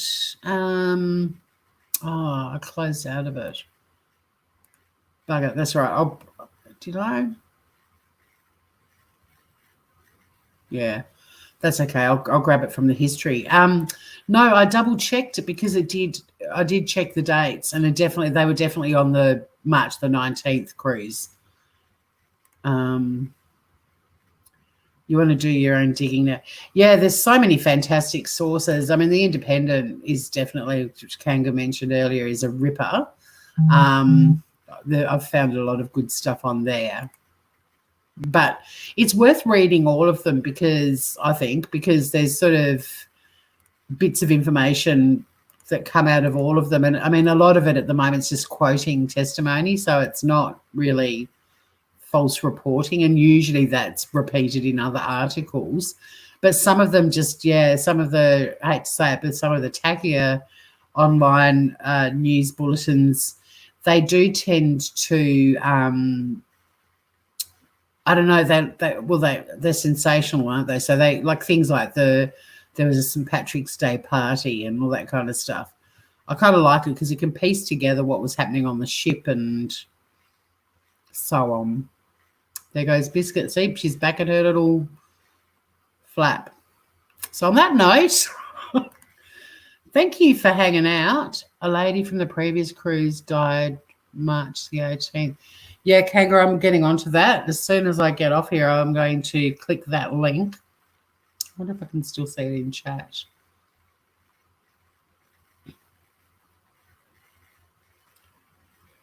I just want to highlight that now because I want to have a look at it as soon as I get off here. But that should be... Oh, where's it gone? Kanga, I'm going to give you a wrench so that you can repost the link. Oh, hang on. Is it in StreamYards? I saw it in StreamYards, but it's not on YouTube.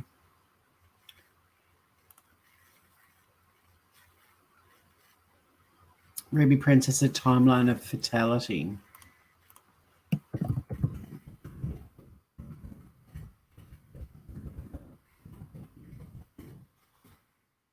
Got it.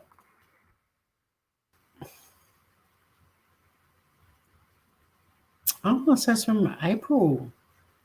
Cool. I'll check it out. I thought I'd read everything in the on the Independence website about it, but no.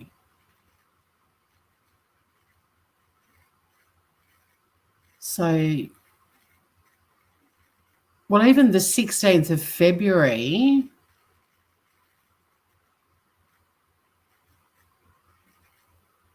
$36 passengers from the 8th of March, 158 sick passengers on board.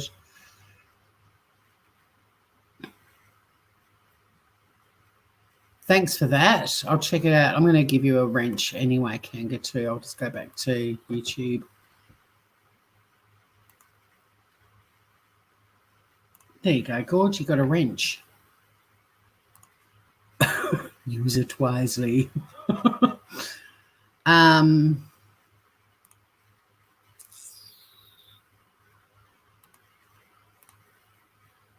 Oh, so no to Biscuit. Well, she's given up. She's headed off. She knows I'm wrapping up. So here's me. It's almost 2 hours. I was like, yeah, let's wrap it at an hour and a half. Copper gloves. Copper gloves. Cool. Didn't even know there was such a thing. Now I want to see what they are. So this is what happens. Start chatting. I love it. Copper gloves. Arthritis gloves. My mum had terrible arthritis in her hands, and I know I've got the start of it because I go to open things and it's just like, nah, I've got a little special mats and all sorts of stuff to open jars but some nights, yeah, it'd be nice. Do they feel nice? They look like they would. Anything that makes you feel better, I reckon. I'll give them a go.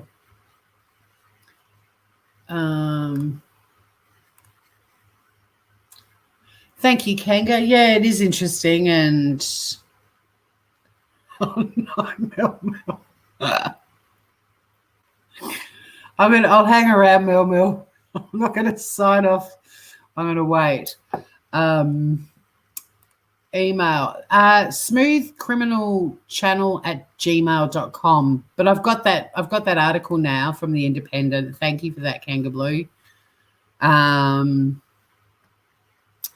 Or Independent Australia. I should stop calling it the Independent. They're two separate things. But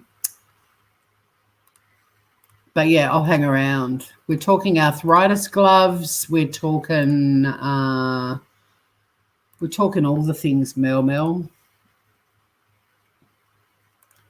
They fit like a glove. That's good to hear. You're frazzled, Mel. Did anyone want to pop up? I mean, I'm happy to stay live for another 15 minutes if anyone wants to, so we can get to the 2-hour mark. I'm sure there are creams with copper in them. I mean, I don't know if it is arthritis, but my mum had it really bad, and I just know that things like opening jars, I'm hopeless. Like some days I have no issue at all, and then other days I'm gripping like crazy and turning and it's not the lid. Like I do the bang the lid with the knife, the handle of the knife. I do the run it under hot water, all that sort of stuff, but I just can't make them budge. Well, you can come up and complain. Do you want to come up and complain, Mel? I'll give you a link.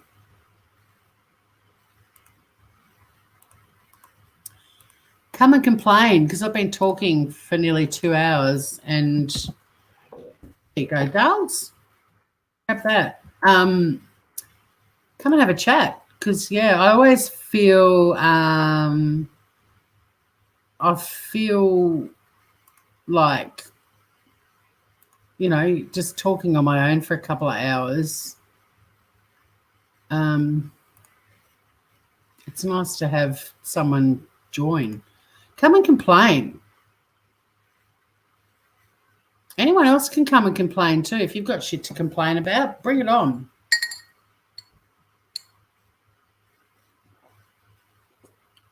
Fuck yeah.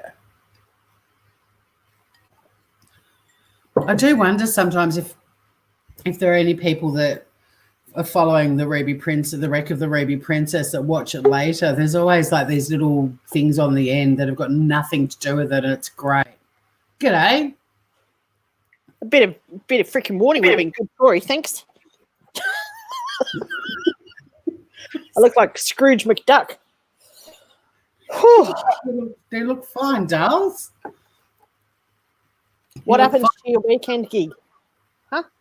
Hey? How's Biscuit? She's good. She went to the vet again for checkups on Friday. Yep. Her thyroid levels are normal now, but she'll be on medication for the rest of her life, and she's still got the heart thing as well. And they did say she's a good candidate for some operation where they basically make your cat radioactive and they keep them at the vet for like a week because they're radioactive. And even when you bring them home, you've got to be careful with their wee because their wees are radioactive. You don't want a radioactive cat? I kind of do. Well, you would be weird like that. So what were you asking about my weekend gig? You were going to do that stream. Oh, no, I am still going to do it. I just didn't, there wasn't a good time to do it. That's why I didn't message you. But, well, yeah, I was pretty much asleep anyway. You're asleep? Pretty much. Well, because we had restrictions kind of got lifted, and friends of mine got a new puppy, and another friend of mine had just come out of hospital, and there was just shit going on. And I kind of feel like there's probably stuff happening on YouTube that will keep going for the next week that we can throw into the mix as well.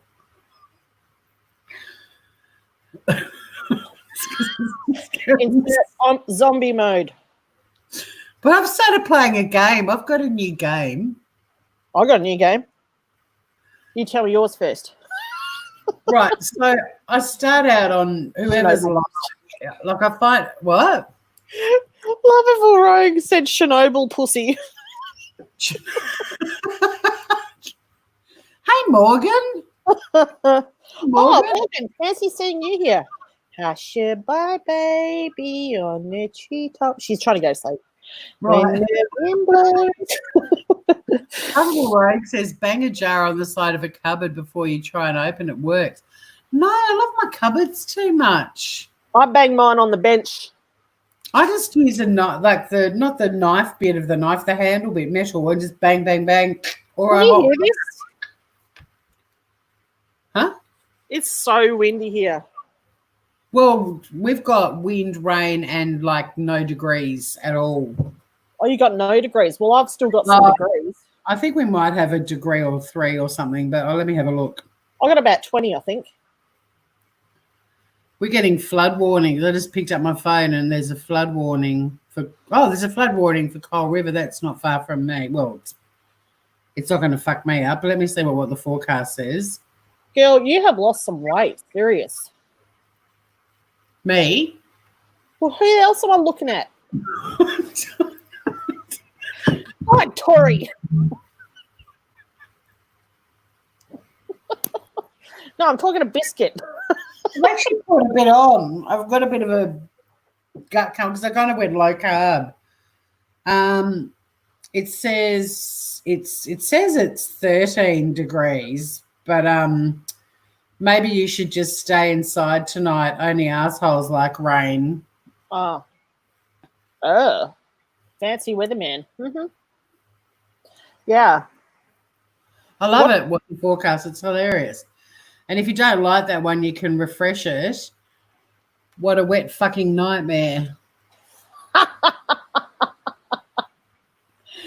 But the app that's connected to my heating in the house, that actually does give a really accurate what the temperature is outside, and I don't think it's 13. I don't think it even got to 13 today. Well, I was like really surprised because it's overcast and everything. Then I went outside and it was like hot wind, and I thought, oh, here comes a storm. Morgan's got degrees. She's got lots of degrees. 12 degrees outside. It feels colder than that. But yeah, no, I put some carbs back into my diet, and I feel like I've got to get back into the full-on keto again. So now we're sorting out all the lid issues, but I want to hear, what's your whinge? Oh, it's usual shit. I'm one person. Yep. I'm a mum. I'm a nana. I'm a chef. I'm a doctor. I'm a sinner. I'm a saint. I do not feel ashamed. You're a vet. I'm your help. What was it? You're a vet. I still can't get over you removing those fucking Ticks. the ticks from that lizard. That was just like, I watched it and just the whole time just wanted to puke. If you don't, they get sick. Well, I know, but the fact that I you really couldn't like them. hold, I can't hold reptiles. Yeah, well, Fuck, it's only 9 degrees where Kanga Blue is. oh. Still feels like 6.4. That's very Specific. Don't leave out the decimal. Yeah, Oh, Kangaroo, it's not really winter here. I mean, it's raining, but it's not. Well, it has been a little bit cold, but it hasn't. Oh, we're going hiding, and but it hasn't been too bad. Anywho, I like your new picture with your hair short. It looks good. I mean, I love your new hair short hair, but that photo's cool. yeah, I'm just trying to be a bit sultry there, you know. Mm. A little bit of advertising. So the game. So I went onto the YouTubes and I just find anyone that's like, I've just started subscribing to anybody that's live, whoever they are, whatever community they're in. Yeah. And then as soon as they mention another creator's channel, then I go to that channel. Oh. And it's really interesting because I was in this channel that had 70,000 people watching the Trump rally the other day. I ended up in there. Yep. And obviously, like the Trump rally, they're not mentioning any channels. And I've never seen chat flying ever. There were no moderators. It was like a news channel that had gone live with chat. Yeah. Nearly everyone in there was anti-Trump. But I've never seen the chat flying like that. But there's that trick now that you can slow down chat when you're watching. Like you press Alt. Yeah, you press Alt. It comes up sometimes when you go onto a live. It gives you a little prompt that you can do it. It's Alt A, I think. But anyway, so I just clicked on someone and went to their channel and subscribed to them. And this was like on the weekend. And then a bit later on, that person, I got a notification that they went live. So I watched them. I reckon I went to, they mentioned a creator, and then I ended up going to, I reckon, this is in the space of like an hour and a half, to 20 channels, and I ended up in the true crime community. Wow. Yeah. Did you end up on Vinny G's channel while he was dancing with his underpants on? No. That's usually where everyone ends up. I did end up on his channel when he was telling Wendy to go fuck herself. Oh, yep. I missed that. I was asleep. Yep. That was today, maybe? Yeah. That was one of his 10,000 lives today. Right. Well, today I played the game again just out of curiosity, and I ended up on Hello Starlight's channel, and Analyzer was on the panel, and I was like, I'm done. I can't do this anymore. But people that aren't into the YouTube true crime sort of crowd will be going, what the hell are they talking about? But that was it for me. I was just like, I cannot do this. This is insane. It's like the world of YouTube it's like a scene out of Alice in Wonderland. Yeah.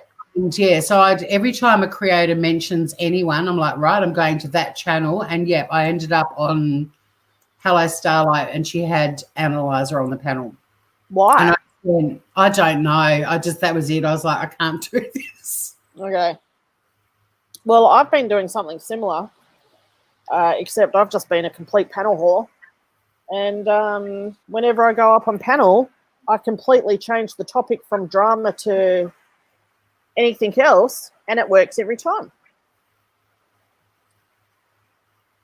Well, that's And then, good. and then as soon as I get off the panel, it goes back to drama. I've never jumped up to. I've never done that. I need to just start jumping up onto random panels. I might try that as well. But you've always been good at taking links. But I don't think anyone would give me one if I asked for one. No, but if they give a link, I know the people. But if they give a link, but I'm just really like, it really surprises me because they enjoy it. And then, but I mean, some channels are just made for drama, so you know. Well, we've known for a long time that if you want views and subs, that's what you got to do. Yeah, that's why I'm still so small. Well, I'm smaller, mate, and yeah, that's why I'm even smaller. But yeah, but I accidentally stepped into the shitstorm, didn't I? So speaking of, everyone in chat saying Vinny had a big weekend, and so Vinny G was on 10 times today, Kanga Blue.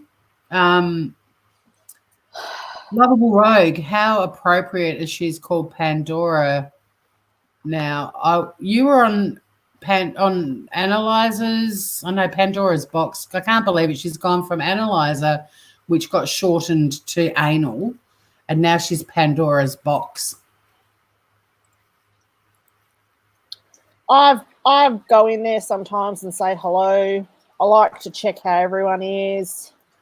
Well, that's my claim to fame. I got blocked from her channel because she called me a pervert. That's right. I remember that. Because my little one-liner backfired. Don't make jokes about men having big burritos. Yeah. I like small too, Panga. I like small too because it feels like a dinner party.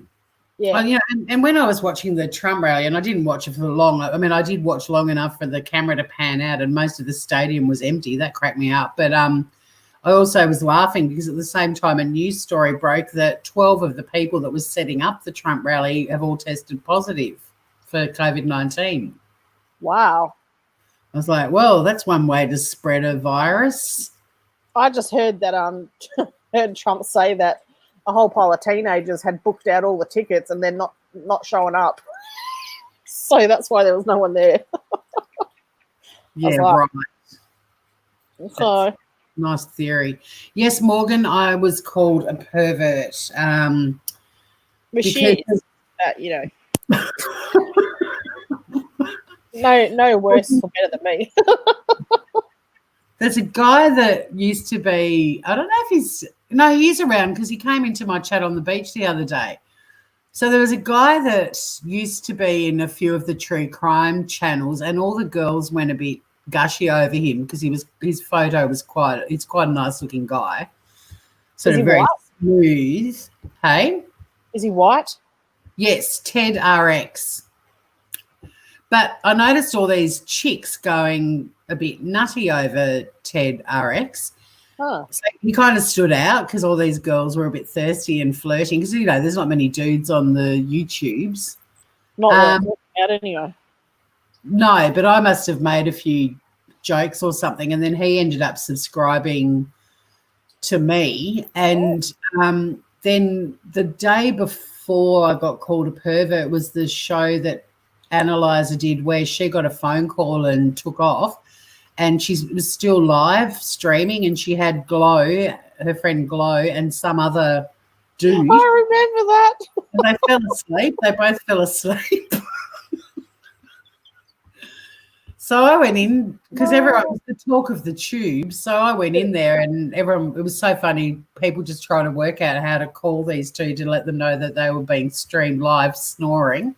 And he was in there. Anyway, I went back in the next day because Analyzer went live again. I wanted to see what the fuck happened. Yeah. And he was in there and he said he was eating a burrito, and I just cheekily said, and I didn't know this, but Glow and Analyzer had been flirting with him as well. They were a bit excited. And I just said, I bet Ted RX has a big burrito, and then We don't allow perverts in their cute little southern accents. We don't allow perverts in here. That's gold. That is gold. Glow's laptop going up and down. Look, I haven't been caught up in a lot of controversy on the YouTubes, at least not publicly. I've certainly been caught up in a lot of background crap, but that has to be one of probably my shining moment on YouTube, I think. Yeah, that was pretty good. I'm pretty sure I went in and I'm like, shit, she's just Australian. She's not a perv. She's just Australian. Oh God! Like Lovely this is. road. Yep. So Glow's laptop. Yeah, Glow's laptop going up and down. I love Glow. Used to love it. She hasn't done it forever, but when Glow used to go live in bed and she'd have dinner, and she'd have her little dinner tray resting on her bosom, and just sit there eating. I love Glow. Glow's one of my favourites. She's never in any drama, although she doesn't like perverts. I don't know. She probably sniggered under her breath. Well, I think it was that, I was cutting their lunch because I was chatting up. Well, I didn't chat him up. There's one joke. I think at the time people knew I was kind of just there to drop one-liners whenever I could. But anyway, is Analyzer a big channel? No, she's not. She's used to have quite a lot of subs, but that was in the during the whole fake cancer shit. Yeah, she did because she got a lot of subs because of her feud with Molly Golightly. That's true. Shitload of subs. She also had a lot of subs because a lot of people really, cared for her and were worried about her. And well, she had cancer. Well, all right, so over to you. And with Vinny, I did hear somebody say today that he was dancing naked. Is that true? 2 seconds. 2 seconds. Someone's touching my crackle. Hold on. Uh-oh. Don't touch Mel Mel's crackle. I might end the live bit over on Facebook. How do I do that? I don't know. How do I... Whoops. There's a way to do it. I completely fucked everything up. I worked out how to shut down Facebook the other day, but maybe if I just close out of it. No, it'll probably still be there. Can I go up here? Remove. There we go. Because I don't think the people on Facebook, they don't. Thanks for everyone who joined on Facebook. We're now just chatting about the world of YouTube. It's quite a world if you feel like exploring it. Heading into winter, don't bother watching TV. Hang out on YouTube. Sorry, he was trying to touch my pork crackle. Don't touch Mel's pork crackle. No. So back to your whinge. Have you had your whinge? Did I miss your whinge? I'm whinging 24/7. But what's happened? My brain's tired. I got up, I went to the shop, come home, 3 missed calls from Taylor. Arlo wants his nanny. Sure he does. Anyway, I go pick him up, go get Josh, come home, put dinner on. Mitch comes to pick Arlo up. Bitches about my daughter.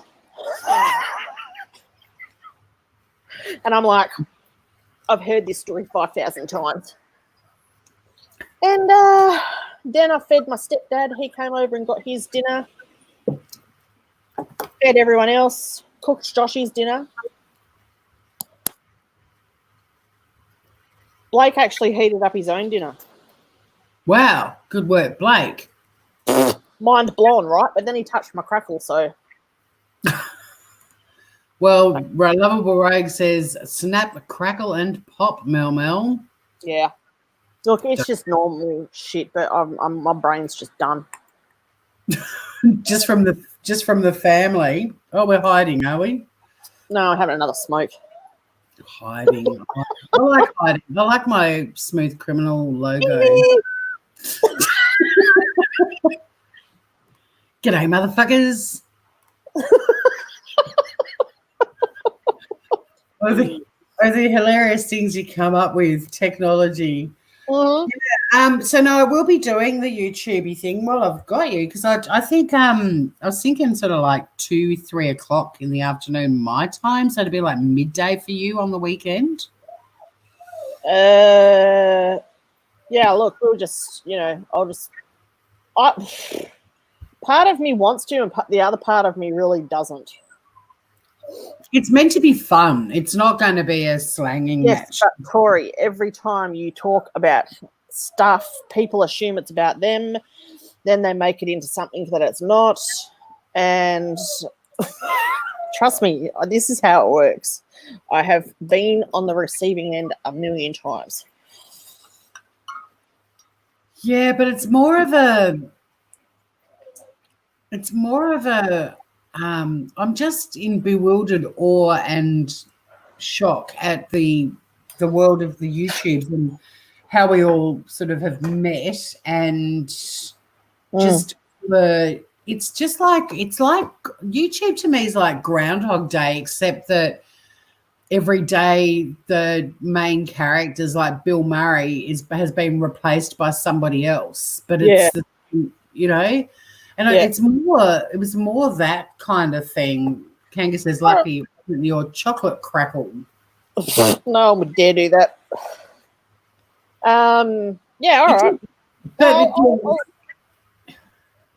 But that's the thing. I think I want to put it together well so that we can actually, I mean, God, if I had the time, I'd find some moments. But yeah, you're right. As soon as you put anyone on there, you just get targeted. And there's also the risk of people saying actual names of channels. And yeah, you're going to have to be careful of that.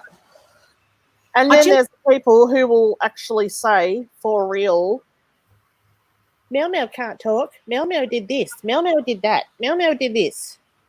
I've been putting up with this shit for a year.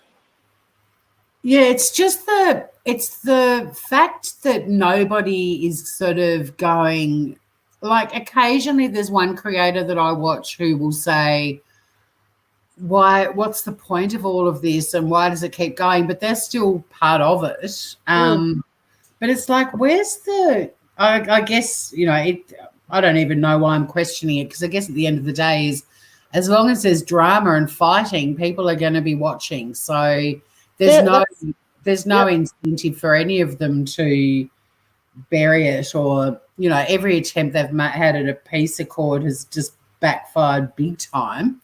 I mean, Vinny G was talking about, I don't know who it was with, but the little bit of him that I saw, he was talking about a peace accord, and I'm assuming he made a peace accord on the weekend and someone's already broken it. That's what it sounded like. Oh, there's probably been 500 since then. Oh, okay. Tori, I get it, but know how to switch off. Yeah, look, I'm not losing sleep. I'm fascinated by it. It's kind of like it's like watching Big Brother to me, like or any other reality show, like Survivor. It's the psychology of it that I'm fascinated about, and just the curiosity. And I guess, I've already answered why it doesn't stop. It's because that's where the views are and that's where the money is. Well, that's a big part of it too, because I don't watch drama channels anymore, or what you'd call drama channels. I sometimes skim through and get a snippet if someone said you better watch this, just so I'm in the know.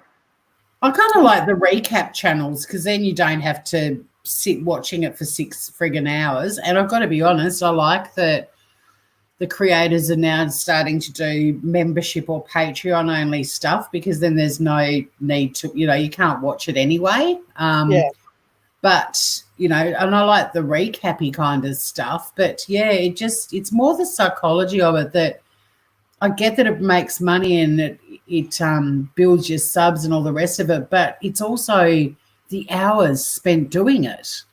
And how do they not get mentally drained? Exactly. That's the point. Because it's draining watching it, right? Even if you're only watching snippets and jumping, like even the other day, bouncing from channel to channel. Like everyone sort of was basically bitching about a different YouTube creator, and I just kept jumping. It was like 20. I went to 20 different lives within an hour, I reckon. And I mean, some of them were people I'd never heard of before, but because the creator mentioned them, it was Is like, that why you ended up? Is that why you commented on my channel yesterday? no, I commented on your channel yesterday because I watched your stuff. I've still got 3 mod bosses to watch. I feel like the mod bosses are like a bit of a cheeky way of me saying what we're going to talk about on the weekend. You got a shout out from Laura. What? Laura gave your mod boss thing a shout out. Oh, really? She actually commented on my channel. I was like, is that really her? And I clicked on the link. She gave you a shout out and was telling everyone to watch, and she said it was really funny. She goes, how do you know how things work in my channel? Are you the mole or something like that? I was like, what? She said that too. Because she was actually saying to her mods, I think this is about us. No, because I know it's not. But that's Laura, right? So, but I think some channels, the bigger channels, like even when I first discovered YouTube and I was in a mod squad, we had, like behind the scenes, we had chats on what we were going to do in lives and all the rest of it. But yeah. I'm just making this shit up off the top of my head. You can't have a vote. Well, there was no mod boss or anything like that. It was just whoever the creator was basically set the guidelines. But the point of it was to make sure that all the mods were on the same page about who they were and weren't going to time out or, when you could block them. The problem was that there were way more mods than there were in that chat bubble. So other mods that were modding on a different channel were sort of applying the rules of that channel to the other channel. And then all of the mods that are being told not to do it, some of them would get really shitty and the mods would all start fighting. You should do an episode about that where not all the mods have been briefed on what they meant. Briefed. I'm going to write that down.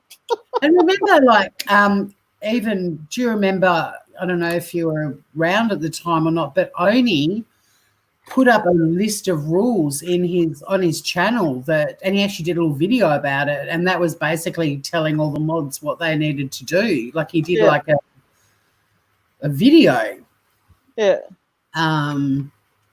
Kanga says drama's white. Well, see, it's not even drama though, Kanga, is it? It's bitching. They call it drama, but I've never seen any drama. Like it's bitching. Because that's all they're doing. And oh my God, the number of times they say, I'd love to find a channel that no one in the communities we've moved in does, where they're all just yelling at each other and everyone has to take a shot every time they say bitch. We'll be drunk within the first 2 minutes. I can't believe the language and the bitch, you suck it up, bitch, and the yelling over the top of each other. Like, why don't the creators mute people and let each person say what they need to say? I mean, there's some channels that you just go, eh. Some of the summary videos that are only like 4 minutes long give me a migraine. How can people sit for 6 hours? At Mod Boss Incorporated, we always like to, get down to nitty gritty, make sure everyone's on the same page, so to speak. We like to debrief afterwards. Yeah. That's not taking our underpants off. We like to go into Discord and bitch, and then I can take screenshots. Well, see, it used to be Facebook Messenger, but then Discord came along. But before Discord, everyone would do Facebook Messenger, which is why when a rogue mod that got booted would have access to Messenger, and they started putting videos out with everyone's Facebook names, and that's most people's real names. So, the doxing stuff happened to me 2 years ago because private mod chats were released with all of our names and photos bang right there because it was from Messenger. Yeah. Shady shit. Yeah. Shady. But I want to ask you, I think I've got to watch episode 5, 6, and 7. You've seen when Lynette starts her own? No, I haven't. But I want to know about Mod 3. Does Mod 3 come back? Somehow Mod 3 gets their way back in. Mod 3 probably is a mole Mod 3 ends up back in and gets booted straight away because they were eating something. Oh, Mod 3 is my favourite. What she does is sit there and eat shit, and we're trying to listen. We can't hear anything. See, I agree with Lovable Rogue. Even the recaps aren't fun. They're a recap channel. There are Kanga, but you kind of I worked out, like, there are a couple of recap channels that started up and they seemed to be neutral, but they're not. They're all on sides. So yeah, and I think the problem with the recap channels is that you can miss a lot of context between, from the beginning and the end of whatever they're talking about. Well, yeah, because they're only going to do the recaps on the people they don't like, and they show all the shitty bits. But there's a girl that used to do recaps. Hey? Herbie Heard? No. Oh, well, she was one of the original recap girls for sure. But she even ended up being on a side. She wasn't neutral. But no, there was a girl that used to do like a little weekly show maybe, and she'd just recap what had happened on half a dozen different channels. Yeah. Just a little American Pie kind of girl, all sweet and cutie. But she stopped doing them. But she used to be my go-to for just the facts, like what happened, what's going on here. So she'd be like, and the drama's continuing here, but it was just a neutral summary of what was happening I suppose on the main channels. I don't have time to sit there and watch all that shit. Like, if something is interesting to me, I'll go and watch the actual thing myself. I can't be bothered sitting there and listening, and it's always screaming because it's the highlights. It's always someone going off at someone else. Yeah, but I don't think that's just the highlight is like that. I think half the time the whole live is. I mean, I kind of watch the first few minutes of someone and then the last bit of because a lot of the lives happen when I'm asleep. So and that's where I heard Laura raving about you. It was at the end of one of her lives in the last week. She was ranting? Yeah, and saying it was hilarious and everyone's got to go and watch it. But she thought it was about her and her mods. I thought you were saying that she was having a go at me. I'd have to put out a public notice. No, she was raving and telling everyone, because I heard your name. I was like, hey. But she was saying, no, it's hilarious. You've got to watch Mel Mel's Mod Boss series. Wow. So, yeah, big shout out for you from Laura. How do you talk for 7 hours straight? Well, look, I used to have to in court, and in radio I talked for 4 hours straight, I suppose. But that was, I got paid to do that. Like, it was my job. But, yeah, I don't know. And that's another thing, like Morgan brings up another point is how are people cleaning their houses or cooking healthy meals or, there's that psychology. Like, is the rest of your... Hey? Hi, Fluffy. Oh, Fluffy. She wants to go out. Hang on. There you go, Fluffy. She just sits there and waits like, open the door. She doesn't say a word, though. She doesn't make a noise. And now the howling gale's coming in. Like, already I'm cold. What was I going to say? I'm going back up. Oh, with this psychology stuff, yeah. How's the rest of their lives? Like, how are they getting? And I'm not just the people on the creators and the people on the panels, but the people even watching. Like, what's the rest of their life like? What are their houses like? When do they eat? When do some of them lose? Some of them go live for like 5 or 6 hours, and you never hear them say, "I've got to go pee." Some of them do, but heaps of them don't. Yeah. What? How? That blows me away. No idea. And another thing is, I don't have anyone in my life who speaks to me like that or I speak to them like that, ever. Why is it okay for them all to just... She's like, nah, fuck that, I'm not going. Oh, she owns you. She does. She wants me to get off the live. Oh. She doesn't like me going live because she's not getting any attention. We'll have TV time in a minute. She wants TV time. Oh, it's nearly bedtime for her. It's nearly her bedtime. At the end of the day, We're all part and parcel of it. Who said this year was bad? It started exactly lovable rogue. Morgan, I'm not mod 3. Chili is mod 3. Yeah, Who's- her dog. Morgan's pug. Oh, okay. Yeah. Had to laugh. Kiki joined as a member in Laura's and was booted off straight away. Well, that was $1 well spent, or whatever it costs to be a member. I just like, people say to me all the time, you know, how do you know everything that's going on? And you must spend a lot of time on here. But I don't actually spend a lot of time on here. I'll have my iPad and I'll be going from one end of the house to the other, or I'll, you know. I when I don't go live, if I'm going for my walk, I usually put on YouTube, and I love how it just rolls onto something else. Like I've ended up discovering all kinds of great channels doing that. But that's the thing, you don't really need to. It's like The Bold and the Beautiful. Like I used to love that show when I was at uni. We used to go and watch it during our lunch break because it was on at midday. Yeah. But I seriously could switch it on now, and the characters would all still be there. They'd all still look the same, and the storyline it'd take me one episode to work out what the fuck's going on. So you don't really need to watch it for 6 hours, and you only need to hear one person ranting and screaming about another creator. Like I said, and then you jump over there and they're screaming. It doesn't take long. There's that, but also the way they address each other. Like, is this normal? Do they speak to people in their real life like that? Is that normal? I don't think it's normal, because I just yeah, and then like Morgan saying too.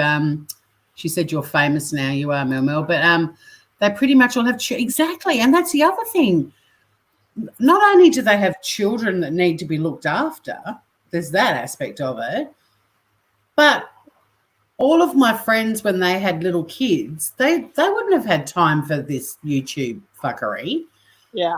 And on top of that, these are mothers. These are people that are bringing up human beings that are, you know, the next generations that are going to be looking after this planet. Yeah. If if my parents had, can you hear this? My parents was can see all your things blowing in the breeze behind you. Yeah, see, Brook and Ridge, is that? I bet it probably is. My daughter's name's Taylor. Yes, and I worked out when is Blake from Black Carrington. I meant to ask you that. Nah, definitely not. But Taylor is. That's one of the first questions I asked. Yeah, see, lost all your friends, exactly, and they spent a lot of time with their kids. But not just that. Like my parents did a bloody good job embarrassing the fuck out of us as kids. But holy shit, if a platform like YouTube had been around, they could have had a field day with us. But I often think with some of these mums and the way they're carrying on, and when their kids are older, if they stumble across, because even if the mums eventually take the channels down, everyone else has got screenshots and they've, film it or record it, whatever. You're lucky that they move on to the next one pretty quickly, So... But you imagine being a kid and then you go onto YouTube and you stumble across a video of your mother 20 years later. Well, and you're like, fuck, that's when we were 5 and 6 and you always made us go and play in the spare room with the door closed for hours on end. Do you know what I mean? To be honest, my kids are already embarrassed about my stuff, so it's fine. Yeah, but you're not screaming like a banshee calling people the cunt word and bitch and fighting for hours on end. I've been on the receiving end of that. You have? Oh, God, I haven't, but not. Oh, I have. Far out. Big time. I just picture these kids down the track stumbling across a video of their mother and thinking, what the fuck was my mum doing? Like, who's going to be lying on their deathbed going, God, I was a badass on YouTube. All those days, hours, months, weeks, years I spent abusing the fuck out of other people. What a great use of my... So it's all that stuff that I thought we could chat about, not so much Yeah, that's a good idea. No, because I felt like, you can ask Morgan, I actually felt physically ill. I had to go. I couldn't even watch the whole lot of it. I felt physically ill at someone I'd never even met in my life before calling me every name under the sun. And I was just like, I nearly threw up. Like, Yeah, I swear with the rest of them.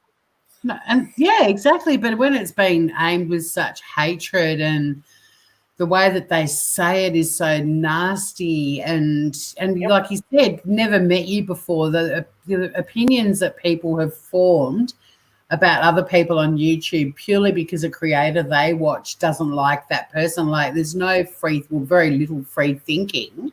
And I used to bounce around to all the channels and just try and drop one-liners and have fun. And then you get called a fence sitter or a flip-flopper or, you know, Or a like pervert. a pervert.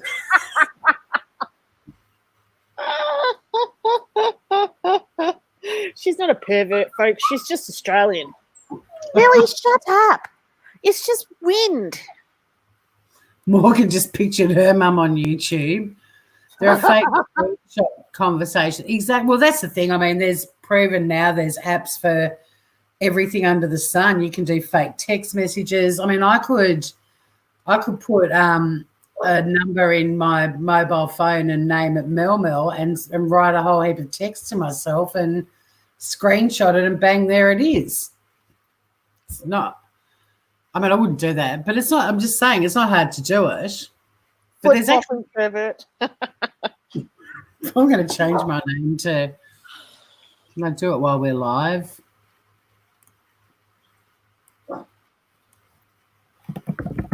I'd love some random person to come in now. Hang on.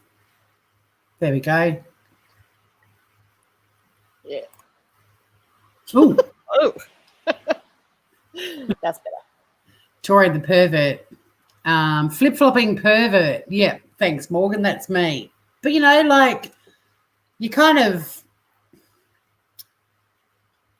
I don't know. To me, YouTube's such a great opportunity for me to have fun and write one-liners and stuff. But I also just don't want to do it because of what I've been through. Like, there's people that will still pounce on me and bully me, you know, 2 years down the track from the crap I went through. And it's sort of not fun, but the whole point of me going onto YouTube was to do a comedy channel. And the best way for me to do it is to bounce off other people with one-liners. Like that's my strength. So even when it's a creator and I get to bounce off them and write one-liners in chat and entertain chat. That's not me peeing. That's the water coming through the gutters because they got holes in them. Yeah. They're sad, little intelligence and too much time to waste. Pity they don't value it and spend quality time with their kids instead. Exactly, Kanga Blue. Can I mention that to Pandora in her chat, Tori, about you being Australian? I think someone asked, didn't you ask her to unblock me, Mel? I told her you were Australian. Yeah, but someone you'll be unblocked probably now anyway. Fairly recently someone actually asked her to unblock me. I can't remember who it was. Wow. Or when it was, or where it was, but yeah. You just flew at me. Oh, when we went, woo. Yeah, so I don't know. Part of me is like, suck it up, just get back out there and do it. Because I am fond of the medium. I do think it's fun, and I've met some great people. There's so many people that, you know, are good, really good people out there. And I keep thinking that that's the reason I should just get back into it and just suck it up, and who cares what people think. The biggest problem on here is context. There's a lot of people who don't understand our humor. We've got similar humor. There's a lot of people who don't understand it and take things very seriously. Yes, not everyone's fluent in sarcasm or dry. But I've had an Australian subscriber who apparently the subscriber thought they were just hilarious and being silly all the time when they were in my chat. But anytime I said anything dry or sarcastic, straight over their head. Yeah. And A self-appreciator. Yeah. it was kind of interesting because it was sort of like, well, you're justifying your comments, which are kind of not actually funny. They're just almost just having a go. And after a while, I don't mind people having a go, but, like after an hour and a half of it, it's a bit boring. How many times can you reply? And I'm not anti self-deprecating humor, but it's not my style to do it for an hour and a half. And when people are having a go at you, the only way you can respond is by self-deprecating, really, or turning on them. Yeah. And that's why I love the block button. You're not funny anymore. Bye-bye. Oh no, I got a breakup letter under one of my videos. Oh, that's right. That's right. I kept a screenshot because I'd like to one day, when I've got enough, is do a little slideshow of all of the things that I've had put under my videos.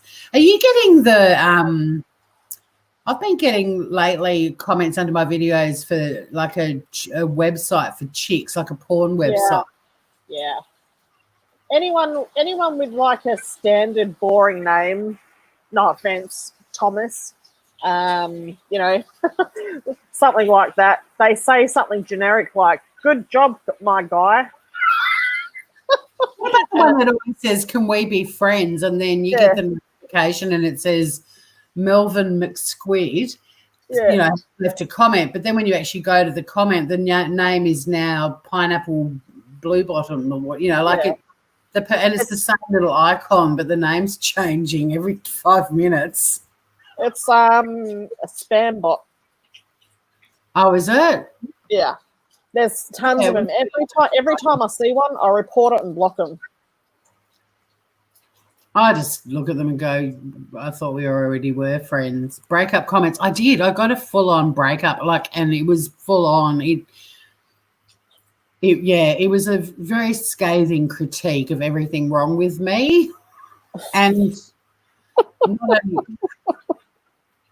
not only that, but it also had a song, the lyrics of a song. Oh, really? Was it November Rain? No, I've actually blocked them after I took a screenshot, deleted and blocked them. But no, it was a Bob Dylan song. Oh. Which the gist of it was, I'm not going to say goodbye to you because you're not good enough for good, so farewell. And when I was reading it, I thought, it's not that one. I tried to find it. It's not Fare Thee Well. I find it funny. Like I was telling Morgan the other day, I had this account I've never seen before. It was a new account, so it was a trolling account, and they wrote on my comment section, I ended up here because you were in my recommendations on the side, and I've watched your video and I do not find you funny at all, or something like that. And I was like, geez, that's a lot of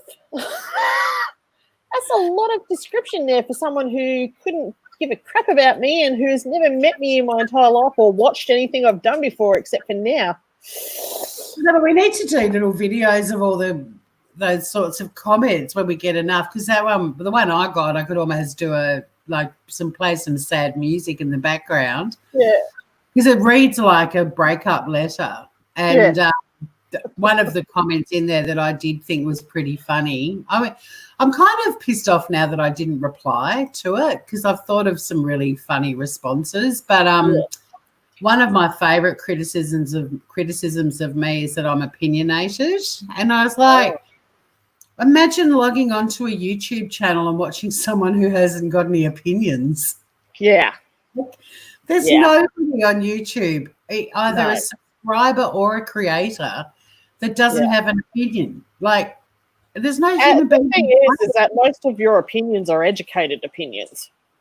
Well, I like to think that I'm, thank you, because I'd like to think that my opinions are educated. Like I've either experienced it or I've taken great pleasure in listening to somebody else teach me something and I've formed an opinion on that, or I've researched something. Yeah. I'm not a person who says I hate anchovies and then the response is, don't you like about them? Don't know, I've never eaten one. I'm not one of those. Yeah. That's what educated opinions. Yes. That's what you are. But I was thinking, well, you're opinionated, but you already know that. It's like, duh, I've got shit I want to talk about. Why would I have a channel? Imagine just turning it on and going, over to you fuckers. I just laughed my ass off. Literally, I've literally never had something pop up in my recommendations and gone there, watched the video, and then gone, nope, I'm gonna have to type me an essay. It's fucking human nature though, because even with radio, like we'd get people that used to ring up the station, they go, I fucking hate this song, and be like, turn it off. Turn the fucking radio off. Like, or people that go, oh, fucking hate Survivor, watched it last night. It's shit. It's like, well, why did you watch it if you don't like it? Yeah. People and it's never made sense to me, but people like to have something to whinge about. And I always say that it's the whingers. That's what I whinge about. My choice of whinging is whinging about whingers. And then when I get really fired up, it's like, now I'm getting pissed off that I'm whinging about all these fucking whingers. But I am hearing you loud and clear. It's just cray, isn't it? Like, yeah. Why? I mean, in a way, I'm glad there's a comment section, because sometimes it can provide a really good laugh, but other times you read it and just go, what person just wakes up and just goes, today I'm just going to find someone on YouTube and just write something really shitty about them in the hope that it fucks them up. It gives it a, I mean, I'm sure there are people who actually do that, but it's a dead giveaway. Someone coming in and saying, I just saw you from a recommendation, blah, blah, blah. It's like, bitch, no, you didn't. You're a fucking troll who's trying to piss me off. Fuck off. Bye-bye. Well, isn't that, I mean, let's talk about Trolls 101. Isn't one of the most classic things with a troll, and you spot it every single time you're in a chat, is the person that arrives and they go, I've just arrived, I've never been here before. What's this all about? Every time. Every fucking time. Oh, every time. I just arrived here by mistake. What's this all about?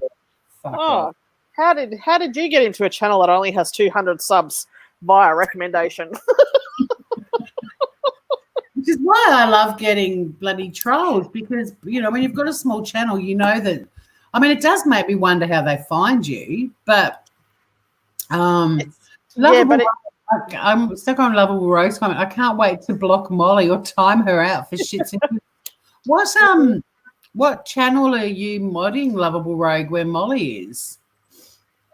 I was on panel with her the other day. We were talking about she lives near Hershey's, the Hershey's factory. Yeah. Yeah. And that's so she's telling me about being near the Hershey's factory. It'd stink. Chocolate factories smell. I can't even work out what the girls in chat are even talking about. Hate watching as a sport. They just want to shut you down, so fire up at them. That was about your comment, because I saw that come in. You know about the comment with the song? Yeah, I know. And I'm bummed that I could try and find it, but I don't want to, I need to probably do a bit of gratuitous editing and so on. I'll save it Two dicks touching. Wow. Two dicks touching was a troll. That was another highlight for YouTube for me, because when Two Dicks Touching Together came into my live, I was live from a little coastal town in northwestern Tassie called Wynyard, and two dicks touching together first arrived when we were having a walk around this lake, and we went up and had a look at a war memorial and stuff. And then I ended that live, and then I went back to my hotel room, my motel, and I did a face mask, and two dicks came back. Yeah. And then Josh B was in those chats and those lives, and he changed his name just to two dicks. He didn't include touching together. Yeah. But he was a mod for like Oni and JS for Justice and probably someone else along with me. And they all started freaking the fuck out because they're like, how come there's a person who called two dicks and they've got a wrench? I actually have a solitary tear coming down my face right now for two dicks touching and Joey the Vag. Joey the Vag has popped back into my chats a few times. I know. But it's just not the same as it used to be. I think it would be funny, Lovable Rogue, for timing out. Be a rogue mod. You could change your name to Lovable Rogue Mod. Yes. I timed Mel out. Yeah. It was Yes, she did. and I also timed out. Hey, here's another person from the past, and I don't know where they've gone. Yeah. Do you remember Matty Beth? Oh, she's around. Is she? Yeah, she pops in and out. Because I got wrenched in someone's chat, and she was, I remember feeling really bad about it because I couldn't tell if she was being sarcastic or dry or not. But anyway, she wanted to be timed out, and I timed her out. And then when she got untimed, I think it was funny, but she was so good at the way she responded that I took it seriously, and I was really upset that I'd upset her. Oh. Yeah, well, she's yeah. I see her every now and then. Haven't seen her for a long time. Where's Josh B? Josh B came into one of my chats, one of my lives the other day, only briefly, but when I was down on the beach. We message each other I should send him a message, actually. He was one of, he kept working. He works incredibly long hours, but he was working his butt off right through the COVID-19 thing's still a pretty hardcore issue in the States. Yeah.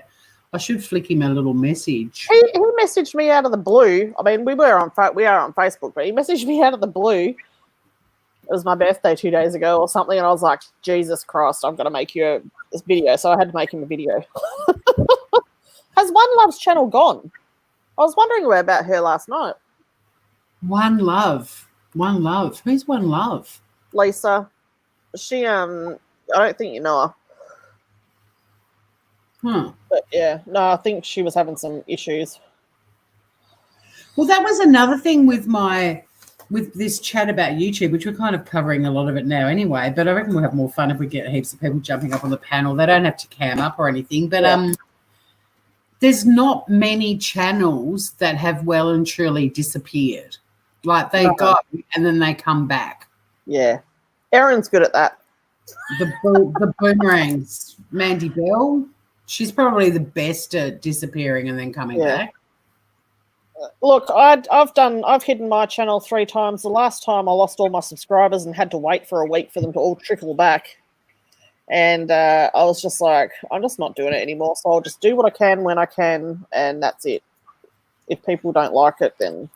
But see, I know if people are feeling harassed and everything, I understand the logic in a way behind hiding it. But when you lose all your subs and everything, then it's not really a good move, is it? You're better off not just logging on for a while. Yeah. Yeah. I don't know. There's something about actually shutting it down though and hiding it that just gives you that. You feel completely disconnected. Yeah. And it also stops you because I remember hiding my channel the second time, and I was like off there for 24 hours, and I was still getting notifications, and I was like, I can't not answer shit. I can't not answer.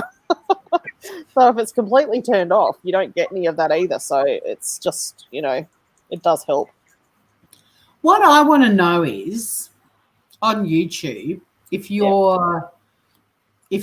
like, in terms of finding new people that are live, like, is there more to this? Are there thousands of channels that go live that we don't know about, or are we really watching the bulk of the people who go live?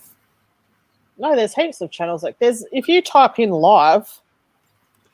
Yeah, I do. When I do a search, but it doesn't bring up, like I type in live now. Yeah. But it's all like India Today live and news channels, and it's not little channels. Yeah, that was for Morgan. Yeah. You know what I mean? Like, how do you find just little creators that are... I don't know. I find out all the time someone's actually got a channel, and I'm like, really? You got a channel? Yeah. I don't know. I mean, if I'm in some channels that I moderate in, I try and promote everyone who has got a channel, and I find out a lot of channels that way.